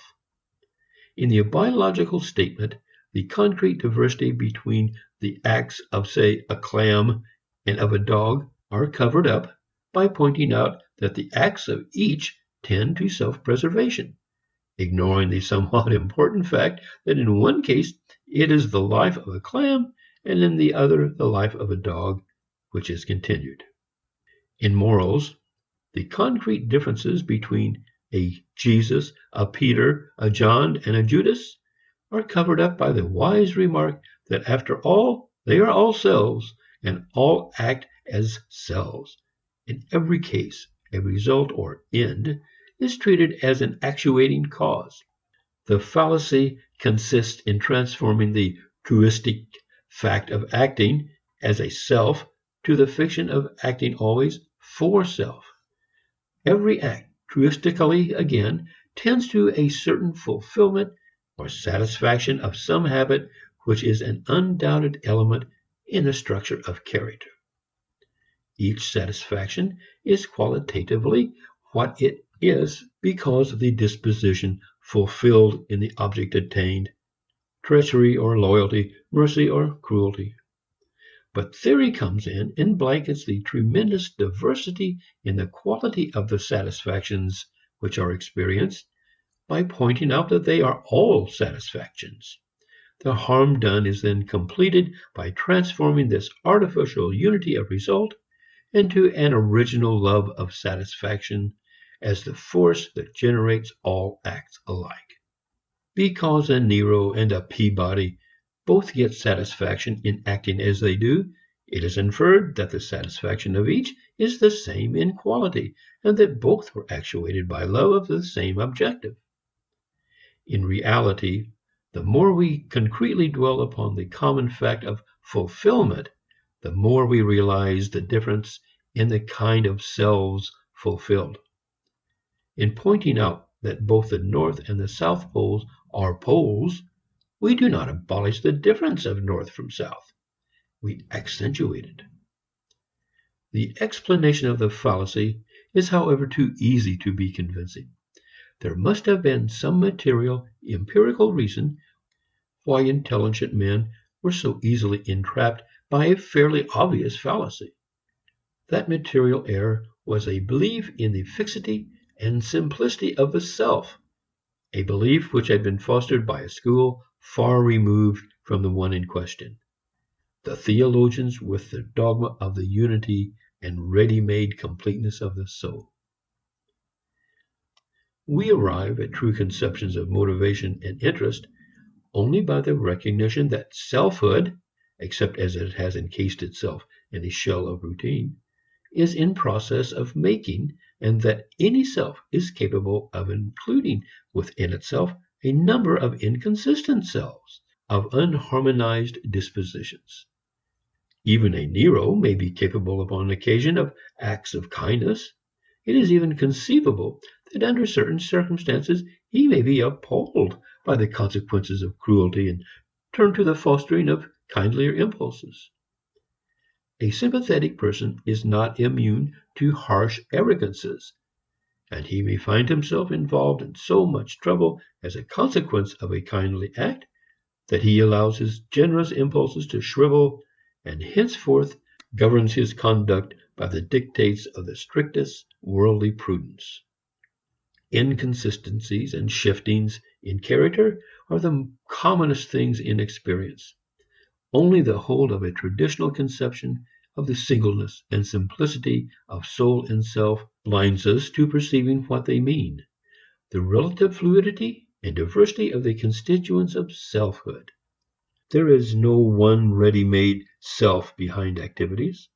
There are complex, unstable, opposing attitudes, habits, impulses, which gradually come to terms with one another and assume a certain consistency of configuration, even though only by means of a distribution of inconsistencies, which keeps them in watertight compartments, giving them separate turns or tricks in action. Many good words get spoiled when the word self is prefixed to them. Words like pity, confidence, sacrifice, control, and love. The reason is not far to seek. The word self infects them with a fixed introversion and isolation.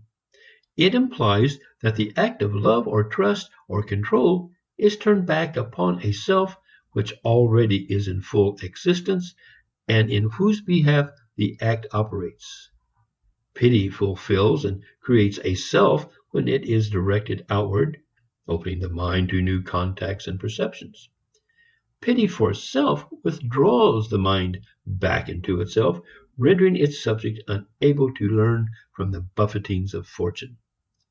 Sacrifice may enlarge a self by bringing about surrender of acquired possessions to requirements of a new growth.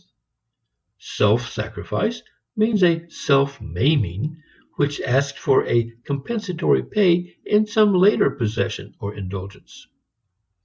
Confidence as an outgoing act is directness and courage in meeting the facts of life, trusting them to bring instruction and support to a developing self. Confidence, which terminates in the self, means a smug complacency that renders a person obtuse to instruction by events. Control means a command of resources that enlarges the self. Self-control denotes a self which is contracting, concentrating itself upon its own achievements, hugging them tight, and thereby stopping the growth that comes when the self is generously released. A self-conscious moral athleticism that ends in a disproportionate enlargement of some organ. What makes the difference in each of these cases is the difference between a self taken as something already made and a self still making through action. In the former case, action has to contribute profit or security or consolation to a self. In the latter, impulsive action becomes an adventure in discovery of a self which is possible but as yet unrealized, and experiment in creating a self which shall be more inclusive than the one which exists. The idea that only those impulses have moral validity which aim at the welfare of others or are altruistic is almost as one-sided a doctrine as the dogma of self-love. Yet altruism has one marked superiority. It at least suggests a generosity of outgoing action, a liberation of power as against the closed, pent-in, protected atmosphere of a ready-made ego. The reduction of all impulses to forms of self-love is worth investigation because it gives an opportunity to say something about self as an ongoing process. The doctrine itself is faded, its advocates are belated. The notion is too tame to appeal to a generation that has experienced romanticism and has been intoxicated by imbibing from the streams of power released by the Industrial Revolution. The fashionable unification of today goes by the name of the will to power. In the beginning, this is hardly more than a name for a quality of all activity. Every fulfilled activity terminates in added control of conditions and an art of administering objects.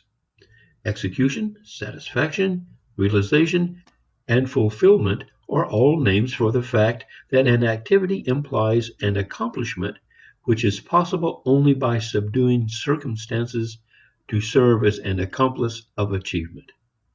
Each impulse or habit is thus a will to its own power. To say this is to clothe a truism in a figure. It says that anger or fear or love or hate is successful when it effects some change outside the organism which measures its force and registers its efficiency. The achieved outcome marks the difference between action and a cooped-up sentiment which is expended upon itself. The eye hungers for light, the ear for sound, the hand for surfaces, the arm for things to reach, throw, and lift, the leg for distance, anger for an enemy to destroy, curiosity for something to shiver and cower before, love for a mate. Each impulse is a demand for an object which will enable it to function. Denied an object in reality, it tends to create one in fancy, as pathology shows. So far, we have no generalized will to power, but only the inherent pressure of every activity for an adequate manifestation. It is not so much a demand for power as search for an opportunity to use the power already existing. If opportunities corresponded to the need, a desire for power would hardly arise. Power would be used and satisfaction would accrue. But impulse is balked. If conditions are right for an educative growth, the snubbed impulse will be sublimated. That is, it will become a contributory factor in some more inclusive and complex activity in which it is reduced to a subordinate yet effectual place. Sometimes, however, frustration dams activity up and intensifies it. A longing for satisfaction at any cost is engendered, and when social conditions are such that the path of least resistance lies through subjugation of the energies of others, the will to power bursts into flower. This explains why we attribute a will to power to others, but not to ourselves, except in the complementary sense that being strong, we naturally wish to exercise our strength. Otherwise, for ourselves, we only want what we want when we want it, not being over-scrupulous about the means we take to get it. This psychology is naive, but it is truer to facts than the supposition that there exists by itself, as a separate and original thing, a will to power.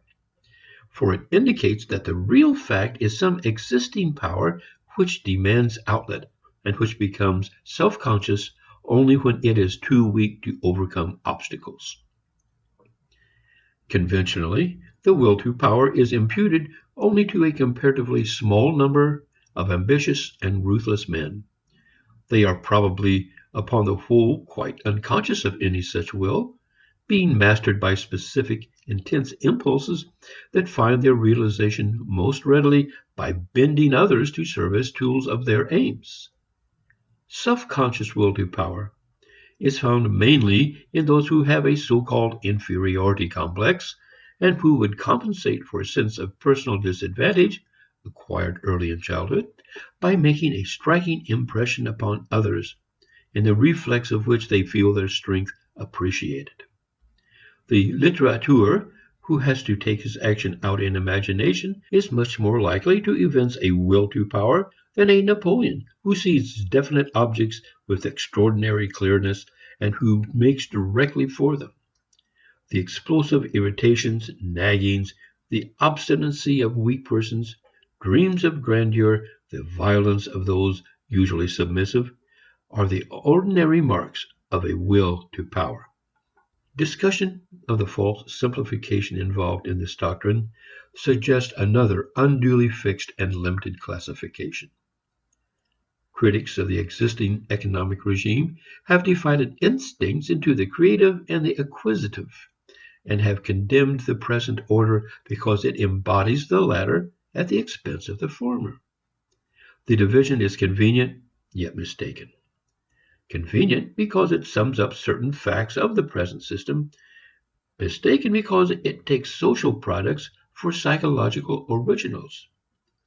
Speaking roughly, we may say that native activity is both creative and acquisitive, creative as a process, acquisitive in that it terminates as a rule in some tangible product which brings the process to consciousness of itself. Activity is creative insofar as it moves to its own enrichment as activity, that is, bringing along with itself a release of further activities. Scientific inquiry, artistic production, social companionship possess this trait to a marked degree. Some amount of it is a normal accompaniment of all successfully coordinated action. While from the standpoint of what precedes it is a fulfillment, it is a liberative expansion with respect to what comes after. There is here no antagonism between creative expression and the production of results which endure and which give a sense of accomplishment. Architecture at its best, for example, would probably appear to most persons to be a more creative, not less, than dancing at its best.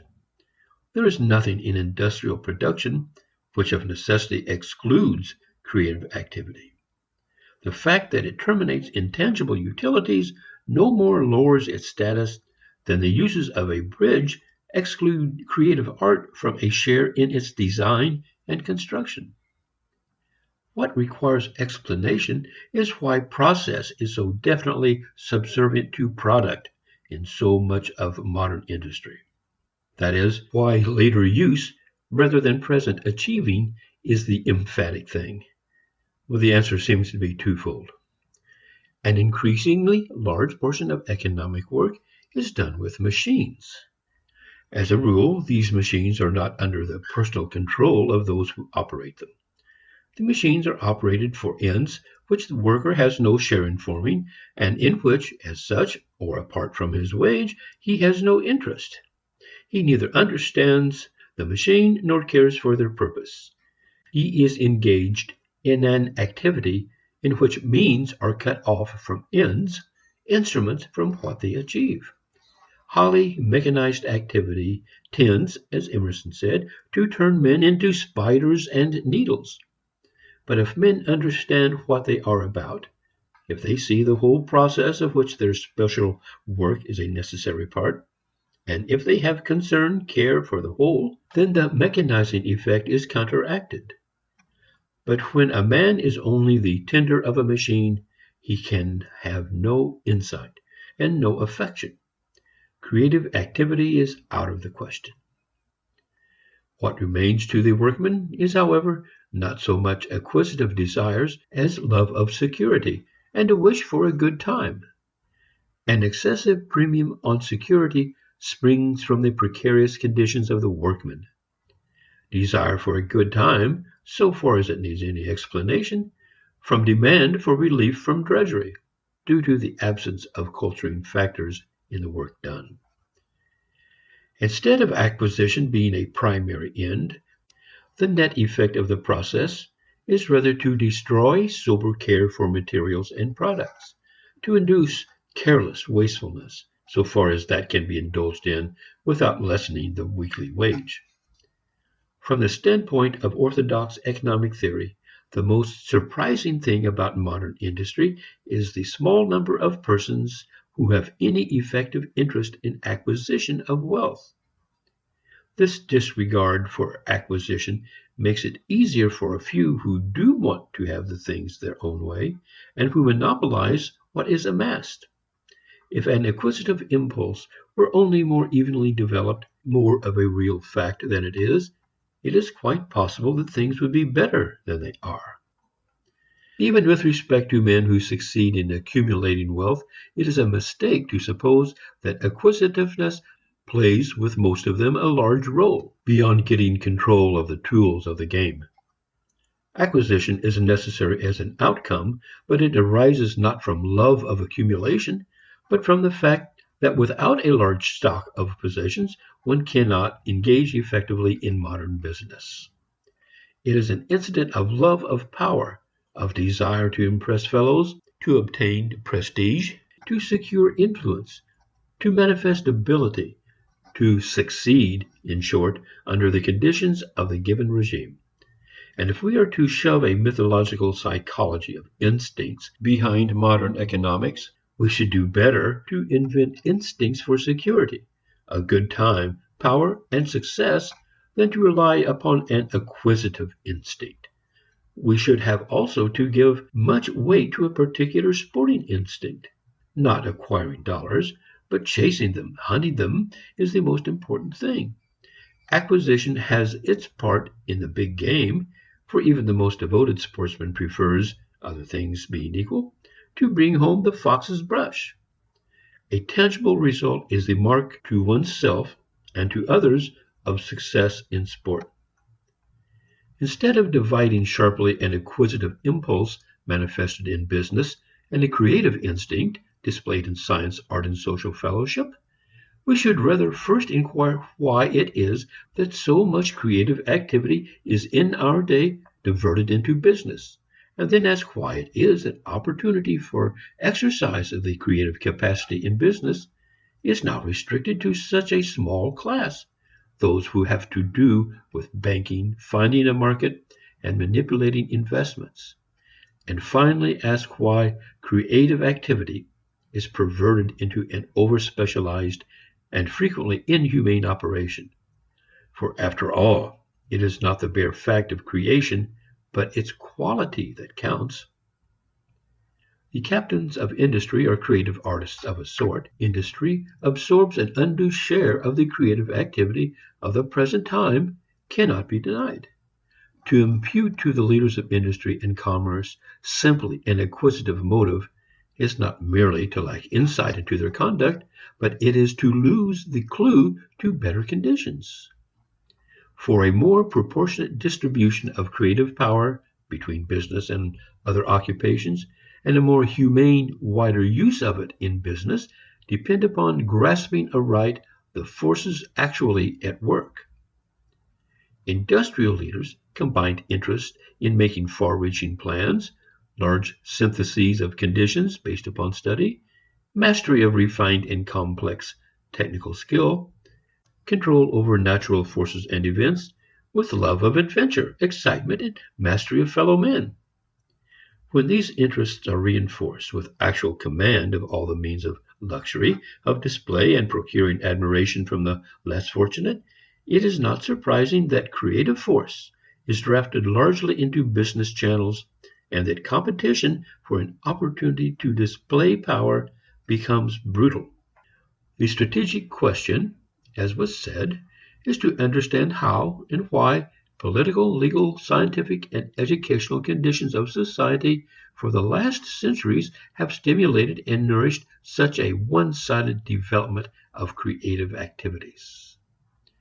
To approach the problem from this point of view is much more hopeful, though infinitely more complex intellectually, than the approach which sets out with a fixed dualism between acquisitive and creative impulses. The latter assumes a complete split of higher and lower in the original constitution of man. Were this the case, there would be no organic remedy. The sole appeal would be to sentimental exhortation to men to wean themselves from devotion to the things which are beloved by their lower and material nature. And if the appeal were moderately successful, the social result would be a fixed class division. There would remain a lower class, superciliously looked down upon by the higher, consisting of those in whom the acquisitive instinct remains stronger and who do the necessary work of life, while the higher creative class devotes itself to social intercourse, science, and art. Since the underlying psychology is wrong, the problem and its solution assumes, in fact, a radically different form. There are an indefinite number of original or instinctive activities which are organized into interests and dispositions according to the situations to which they respond.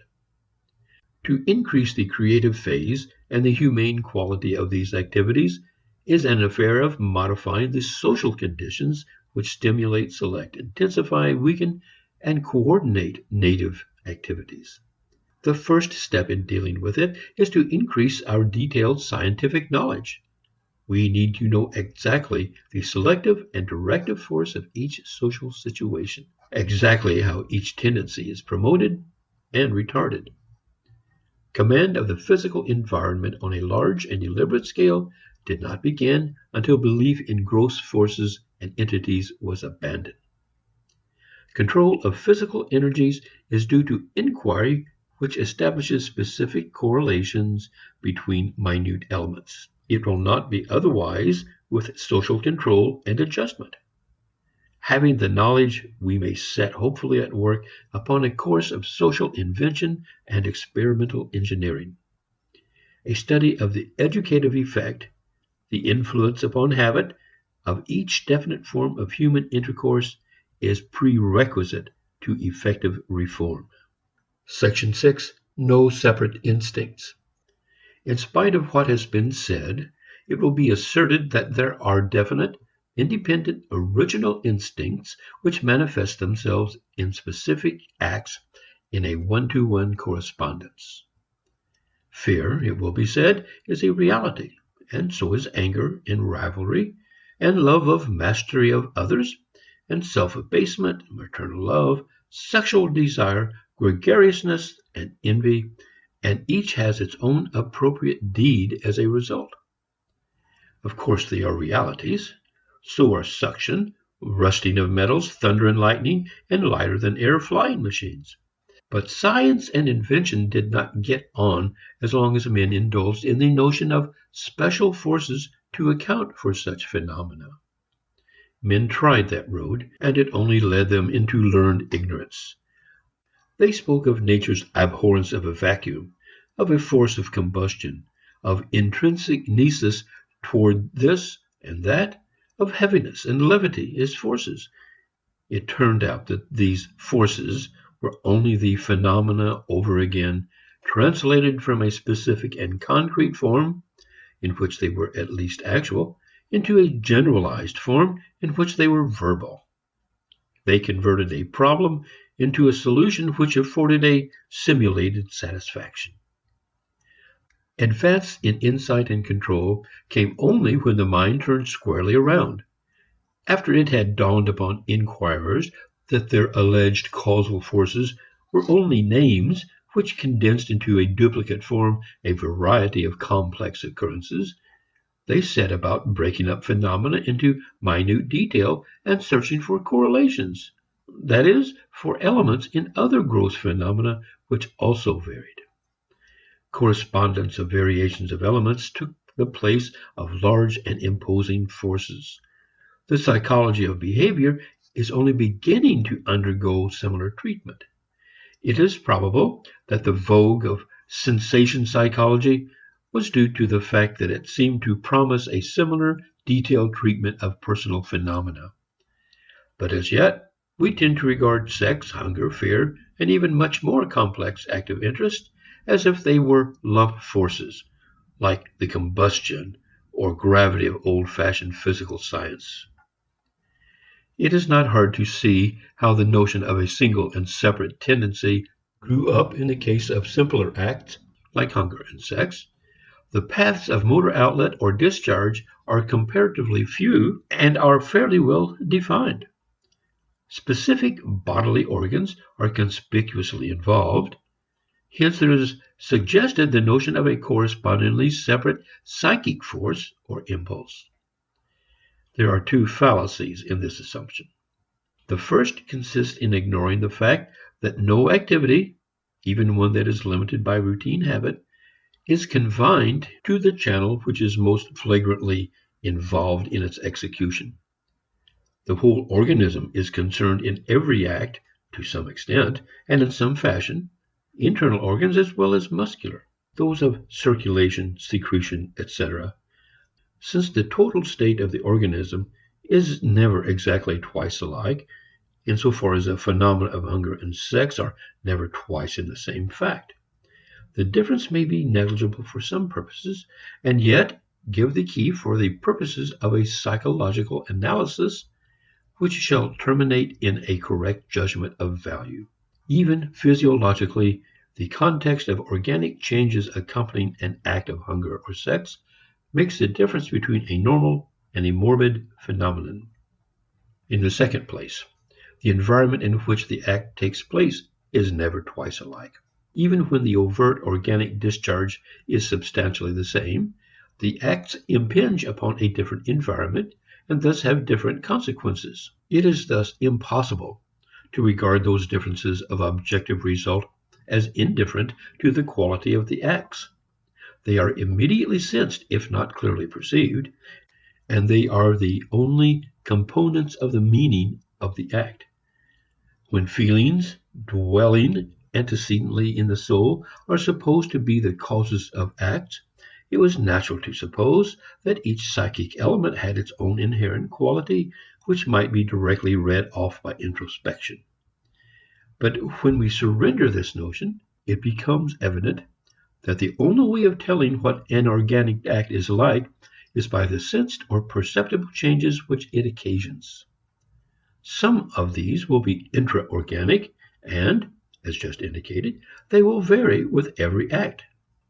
Others will be external to the organism, and these consequences are more important than the intra-organic ones for determining the quality of the act.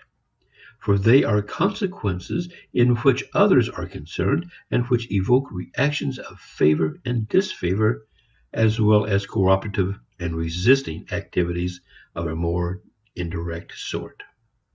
Most so-called self-deception is due to employing immediate organic states as criteria of the value of an act.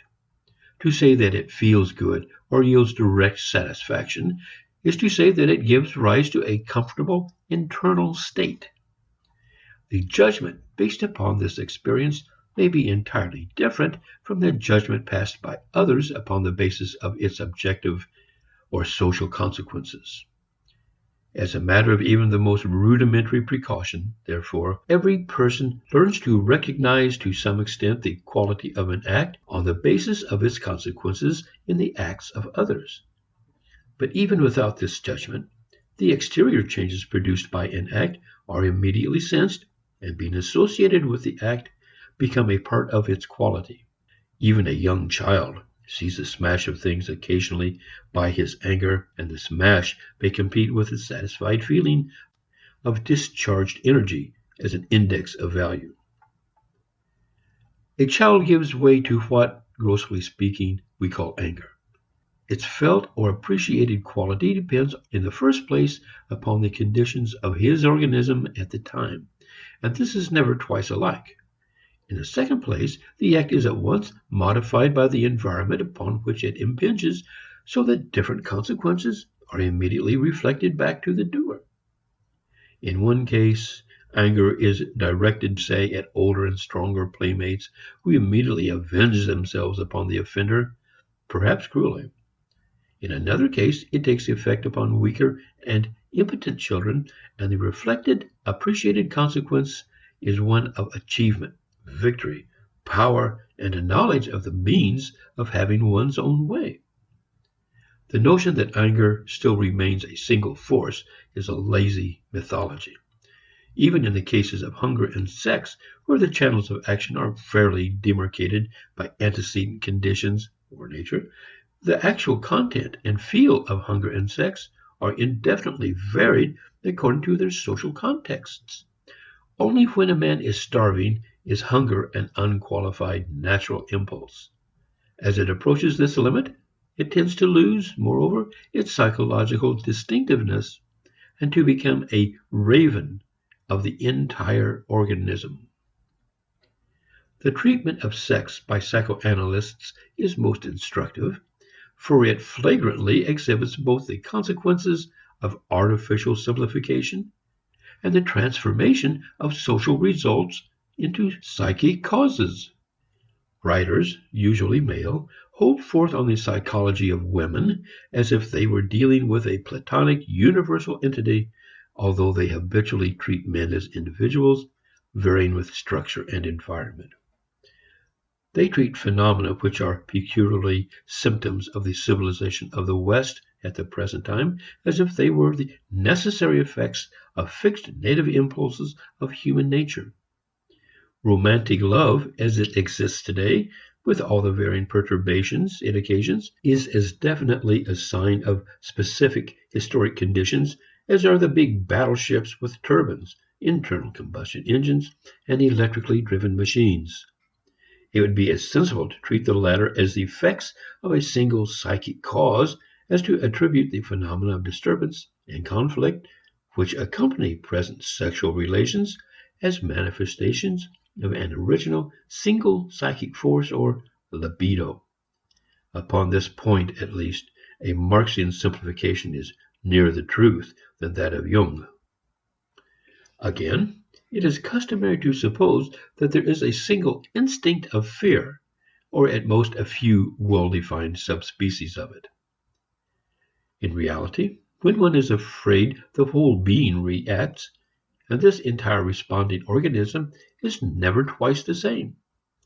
In fact, also, every reaction takes place in a different environment, and its meaning is never twice alike, since the difference in environment makes a difference in consequences.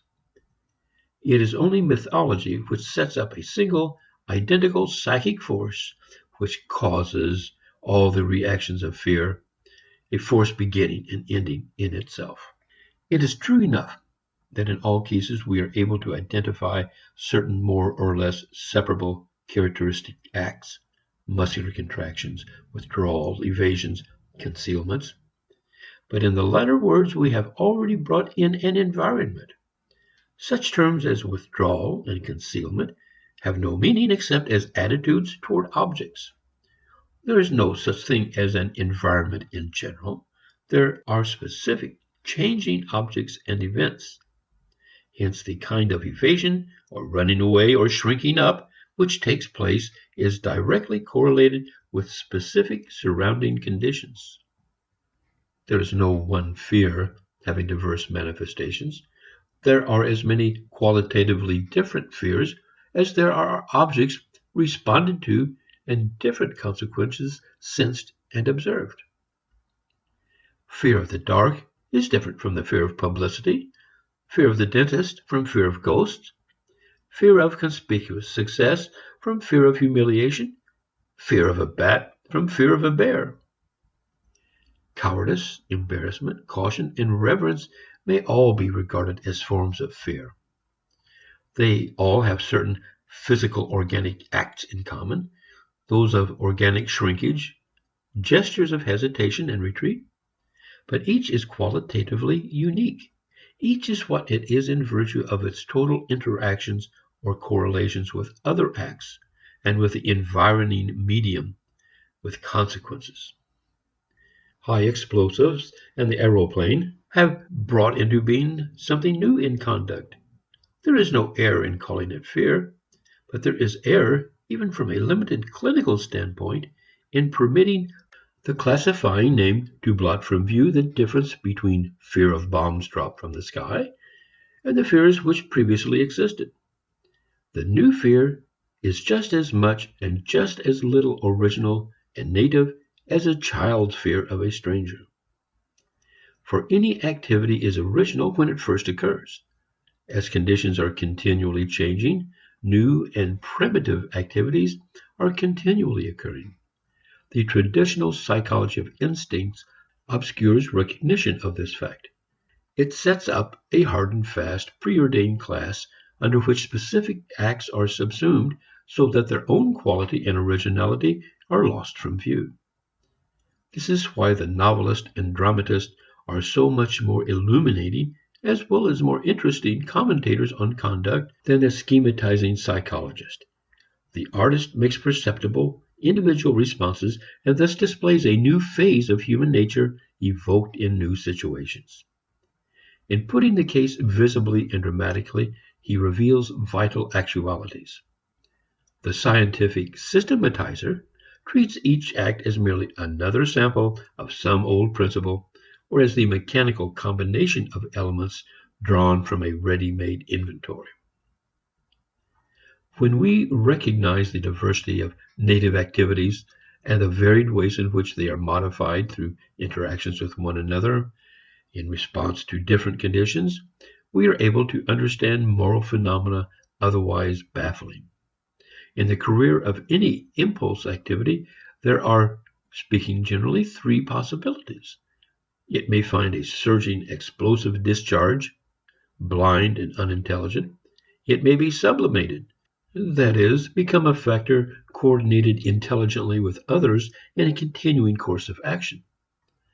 Thus, a gust of anger may, because of its dynamic incorporation into disposition, be converted into an abiding conviction of social injustice to be remedied, and furnish the dynamic to carry the conviction into execution. Or an excitation of sexual attraction may reappear in art or in tranquil domestic attachments and services.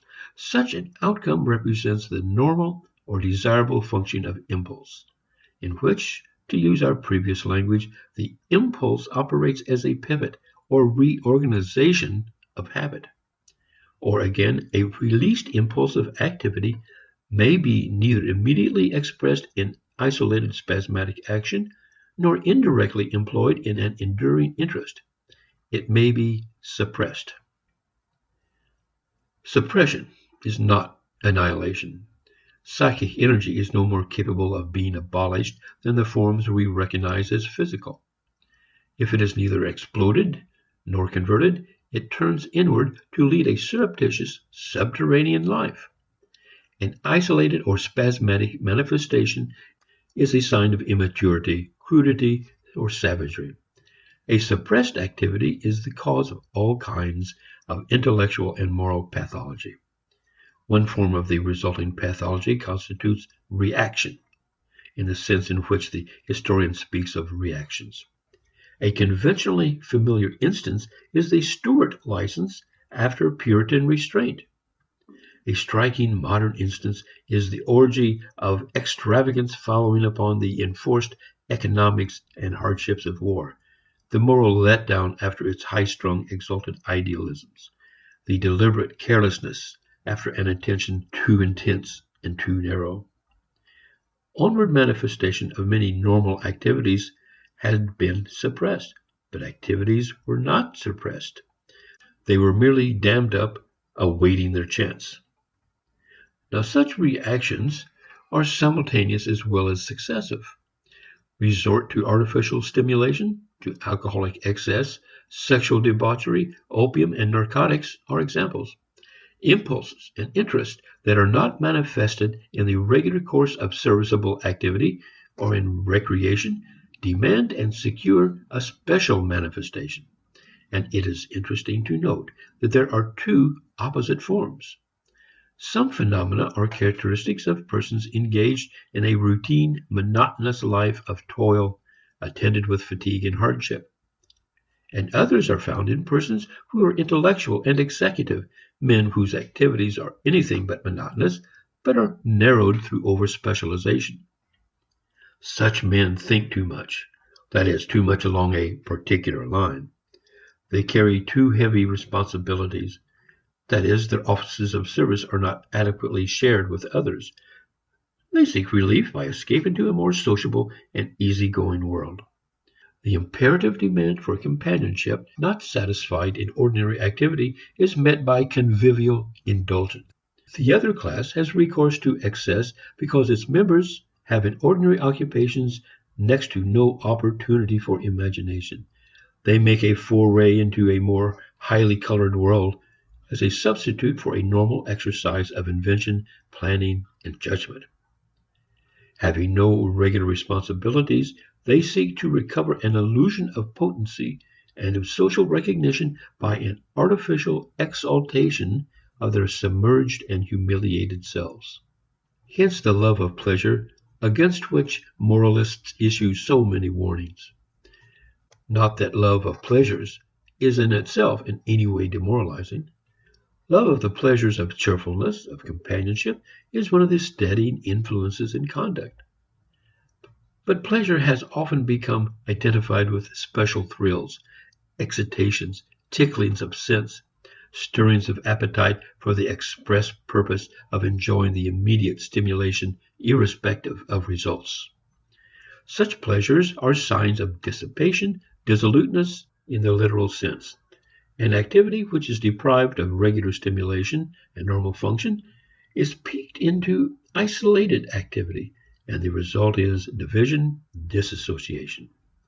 A life of routine and of over-specialization in non-routine lines seeks occasions in which to arouse by abnormal means a feeling of satisfaction without any accompanying objective fulfillment.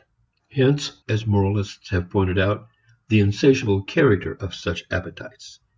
Activities are not really satisfied, that is fulfilled by objects. They continue to seek for gratification in more intensified stimulations. Orgies of pleasure-seeking, varying from saturnalia to mild sprees, result. It does not follow, however, that the sole alternative is satisfaction by means of objectively serviceable action, that is, by action which effects useful changes in the environment. There is an optimistic theory of nature according to which wherever there is natural law, there is also natural harmony. Since men, as well as the world, is included in the scope of natural law, it is inferred that there is a natural harmony between human activities and surroundings, a harmony which is disturbed only when a man indulges in artificial departures from nature. According to this view, all man has to do is to keep his occupations in balance with the energies of the environment, and he will be both happy and efficient. Rest, recuperation, and relief can be found in a proper alternation of forms of useful work. Do the things which surroundings indicate need doing, and success, content, restoration of powers will take care of themselves. This benevolent view of nature falls in with a puritanic devotion to work for its own sake and creates distrust of amusement, play, and recreation. They are felt to be unnecessary, and worse, dangerous diversions from the path of useful action, which is also the path of duty. Social conditions certainly impart to occupations as they are now carried on an undue element of fatigue, strain, and drudgery. Consequently, useful occupations, which are so ordered socially as to engage thought, feed imagination, and equalize the impact of stress, would surely introduce a tranquility and recreation which are now lacking. But there is good reason to think that even in the best conditions there is enough maladjustment between the necessities of the environment and the activities natural to man, so that constraint and fatigue would always accompany activity, and special forms of actions be needed forms that are significantly called recreation. Hence the immense moral importance of play and of fine or make-believe art, of activity that is, which is make-believe from the standpoint of the useful arts, enforced by the demands of the environment. When moralists have not regarded play and art with a censorious eye, they often have thought themselves carrying matters to the pitch of generosity by conceding that they may be morally indifferent or innocent. But in truth, they are moral necessities. They are required to take care of the margin that exists between the total stock of impulses that demand outlet and the amount expended in regular action. They keep the balance which work cannot indefinitely maintain. They are required to introduce variety, flexibility, and sensitiveness into disposition. Yet upon the whole, the humanizing capabilities of sport in its varied forms, drama, fiction, music, poetry, and newspapers, have been neglected. They have been left in a kind of a moral no man's territory. They have accomplished part of their function, but they have not done what they are capable of doing. In many cases, they have operated merely as reactions, like those artificial and isolated stimulations already mentioned. The suggestion that play and art have an indispensable moral function which should receive an attention now denied calls out an immediate and vehement protest. We omit reference to that which proceeds from professional moralists to whom art, fun, and sport are habitually under suspicion. For those interested in art, professional aestheticians will protest even more strenuously. They at once imagine that some kind of organized supervision, if not censorship, of play, drama, and fiction is contemplated, which will convert them into means of moral edification. If they do not think of Comstockian interference in the alleged interest of public morals, they at least think that what is intended is the elimination by persons of a puritanic, unartistic temperament of everything not found sufficiently earnest and elevating, a fostering of art not for its own sake, but as a means of doing good by something to somebody. There is a natural fear of injecting into art a spirit of earnest uplift, of surrendering art to the reformers. But something quite other than this is meant. Relief from continuous moral activity, in the conventional sense of moral, is itself a moral necessity. The service of art and play is to engage and release impulses in ways quite different from those in which they are occupied and employed in ordinary activities. Their function is to forestall and remedy the usual exaggerations and deficits of activity, even of moral activity, and to prevent a stereotyping of attention. To say that society is altogether too careless about the moral worth of art is not to say that carelessness about useful occupations is not a necessity for art. On the contrary, whatever deprives play and art of their own careless rapture, thereby deprives them of their moral function. Art then becomes poorer as art, as a matter of course, but it also becomes in the same measure less effectual in its pertinent moral office. It tries to do what other things can do better, and it fails to do what nothing but itself can do for human nature, softening rigidities, relaxing strains, allaying bitterness, dispelling moroseness, and breaking down the narrowness consequent upon specialized tasks. Even if the matter be put in this negative way, the moral value of art cannot be depreciated, but there is a more positive function. Play and art add fresh and deeper meanings to the usual activities of life. In contrast with a Philistine relegation of the arts to a trivial byplay from serious concerns, it is truer to say that most of the significance now found in serious occupations originated in activities not immediately useful and gradually found its way from them into objectively serviceable employments. For their spontaneity and liberation, from external necessities permits to them an enhancement and vitality of meaning not possible in preoccupation with immediate needs. Later, this meaning is transferred to useful activities and becomes a part of their ordinary working. In saying, then, that art and play have a moral office not adequately taken advantage of, it is asserted that they are responsible to life, to the enriching and freeing of its meanings, not that they are responsible to a moral code, commandment, or special task.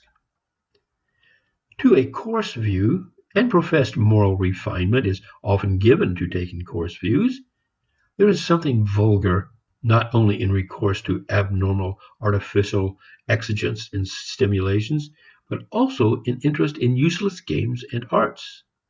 Negatively, the two things have features which are alike. They both spring from failure of regular occupations to engage the full scope of impulses and instincts in an elastically balanced way.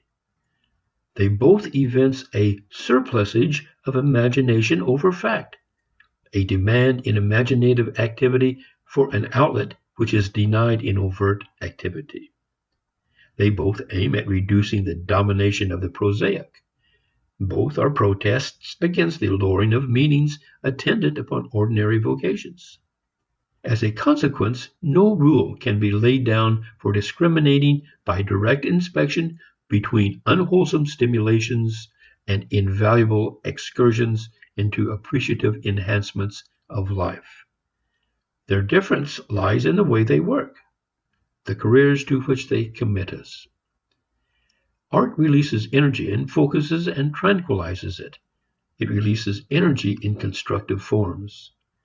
Castles in the air, like art, have their source in a turning of impulse away from useful production. Both are due to the failure in some part of man's constitution to secure fulfillment in ordinary ways.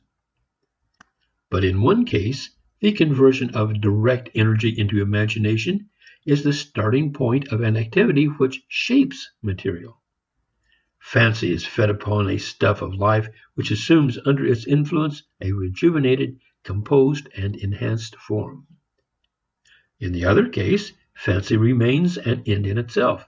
It becomes an indulging in fantasies which bring about withdrawal from all realities, while wishes impotent in action build a world which yields temporary excitement. Any imagination is a sign that impulse is impeded and is groping for utterance. Sometimes the outcome is a refreshed, useful habit. Sometimes it is an articulation in creative art. And sometimes it is a futile romancing which for some natures does what self-pity does for others. The amount of potential energy of reconstruction that is dissipated in unexpressed fantasy supplies us with a fair measure of the extent to which the current organization of occupation balks and twists impulse, and, by the same sign, with a measure of the function of art which is not yet utilized. The development of mental pathologies to the point where they need clinical attention has of late enforced a widespread consciousness of some of the evils of suppression of impulse. The studies of psychiatrists have made clear that impulses driven into pockets distill poison and produce festering sores. An organization of impulse into a working habit forms an interest. A surreptitious, furtive organization which does not articulate in avowed expression forms a complex.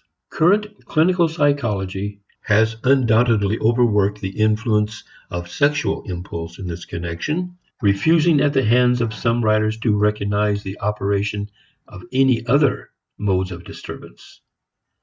There are explanations of this one-sidedness.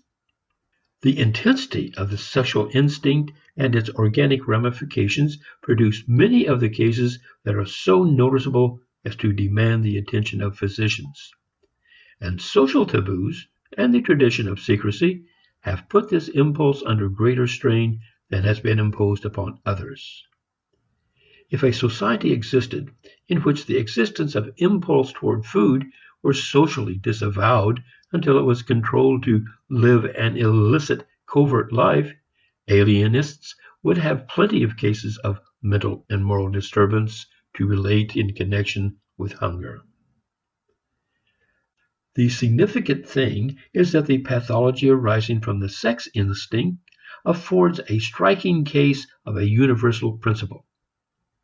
Every impulse is, as far as it goes, force and urgency. It must either be used in some function, directed or sublimated, or be driven into a concealed, hidden activity. It has long been asserted on empirical grounds that expression and enslavement result in corruption and perversion. We have at last discovered the reason for this fact. The wholesome and saving force of intellectual freedom, open confrontation, and publicity now has a stamp of scientific sanction. The evil of checking impulses is not that they are checked. Without inhibition, there is no instigation of imagination, no redirection into more discriminated and comprehensive activities. The evil resides in a refusal of direct attention which forces the impulse into disguise and concealment until it enacts its own unavowed, uneasy private life, subject to no inspection and no control. A rebellious disposition is also a form of romanticism. At least rebels set out as romantics, or in popular parlance as idealists. There is no bitterness like that of conscious impotency, the sense of suffocatingly complete suppression. The world is hopeless to one without hope.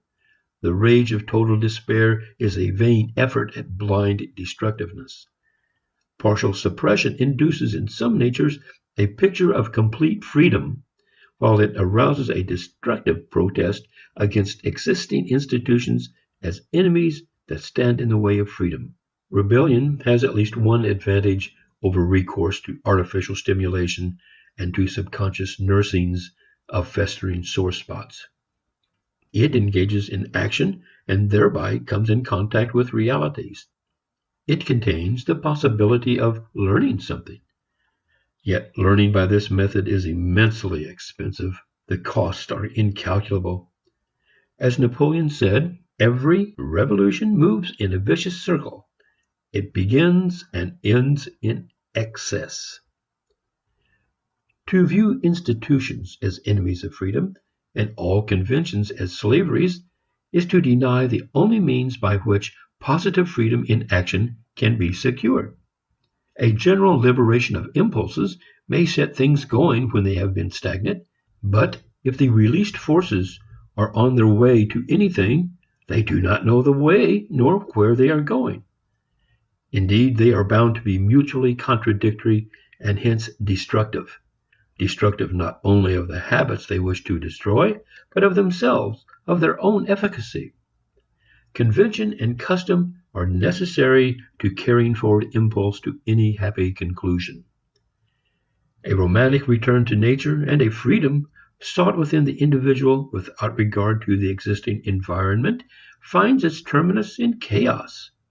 Every belief to the contrary combines pessimism regarding the actual with an even more optimistic faith in some natural harmony or another. A faith which is a survival of some of the traditional metaphysics and theologies which professedly are to be swept away. Not convention, but stupid and rigid convention is the foe. And as we have noted, a convention can be reorganized and made mobile only by using some other custom for giving leverage to an impulse. Yet it is too easy to utter commonplaces about the superiority of constructive action to destructive. At all events, the professed conservative and classicist of tradition seeks too cheap a victory over the rebel, for the rebel is not self-generated. In the beginning, no one is a revolutionist simply for the fun of it. However, it may be after the furor of destructive power gets underway. The rebel is the product of extreme fixation and unintelligent immobilities. Life is perpetuated only by renewal. If conditions do not permit renewal to take place continuously, it will take place explosively. The cost of revolutions must be charged up to those who have taken for their aim arrest of custom instead of its readjustment. The only ones who have the right to criticize radicals, adopting for a moment that perversion of language which identifies the radical with the destructive rebel, are those who put as much effort into reconstruction as the rebels are putting into destruction. The primary accusation against the revolutionary must be directed against those who, having power, refuse to use it for ameliorations. They are the ones who accumulate the wrath that sweeps away customs and institutions in an undiscriminating avalanche. Too often, the man who should be criticizing institutions expends his energy in criticizing those who would reform them. What he really objects to is any disturbance of his own vested securities, comforts, and privileged powers. Section 7. Impulse and Thought. We return to the original proposition. The proposition of impulse in conduct is intermediary. Morality is an endeavor to find for the manifestation of impulse in special situations an office of refreshment and renewal. The endeavor is not easy of accomplishment. It is easier to surrender the main and public channels of action and belief to the sluggishness of custom in idealized tradition by emotional attachment to its ease, comforts, and privileges, instead of idealizing it in practice by making it more equably balanced with present needs. Again, impulses not used for the work of rejuvenation and vital recovery are sidetracked to find their own lawless barbarities or their own sentimental refinements. Or they are perverted to pathological careers, some of which have been mentioned. In the course of time, custom becomes intolerable because of what it suppresses, and some accident of war or inner catastrophe releases impulses for unrestrained expression.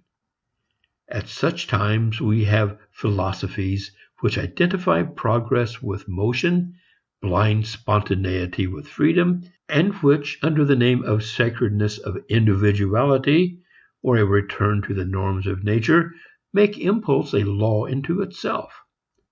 The oscillation between impulse arrested and frozen in rigid custom, and impulse isolated and undirected, is seen most conspicuously when epochs of conservatism and revolutionary ardor alternate. But the same phenomenon is repeated on a smaller scale in individuals. And in society, the two tendencies and philosophies exist simultaneously. They waste in controversial strife the energy that is needed for specific criticism and specific reconstruction. The release of some portion of the stock of impulses is an opportunity, not an end. In its origin, it is the product of chance, but it affords imagination and invention their chance. The moral correlate of liberated impulse is not immediate activity, but reflection upon the way in which to use impulse to renew disposition and reorganize habit. Escape from the clutch of custom gives an opportunity to do old things in new ways, and thus to construct new ends and means. Breach in the crust of the cake of custom releases impulses, but it is the work of intelligence to find the ways of using them. There is an alternative between anchoring a boat in the harbor till it becomes a rotting hulk and letting it loose to be the sport of every contrary gust.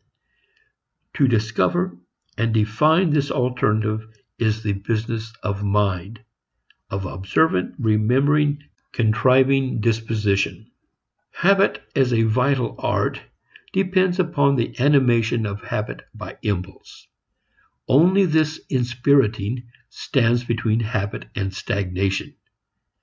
But art, little as well as great, anonymous as well as that distinguished by titles of dignity, cannot be improvised.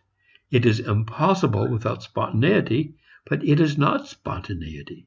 Impulse is needed to arouse thought, incite reflection, and enliven belief.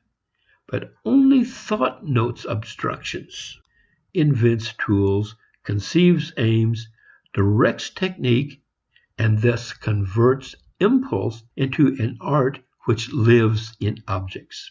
Thought is born as the twin of impulse in every moment of impeded habit. But unless it is nurtured, it speedily dies, and habit and instinct continue their civil warfare. There is instinctive wisdom in the tendency of the young to ignore the limitations of the environment. Only thus can they discover their own power and learn the differences in different kinds of environing limitations. But this discovery, when once made, marks the birth of intelligence, and with its birth comes the responsibility of the mature to observe, to recall, and to forecast. Every moral life has its radicalism, but this radical factor does not find its full expression in direct action, but in the courage of intelligence to go deeper than either tradition or immediate impulse goes. To the study of intelligence in action, we now turn our attention.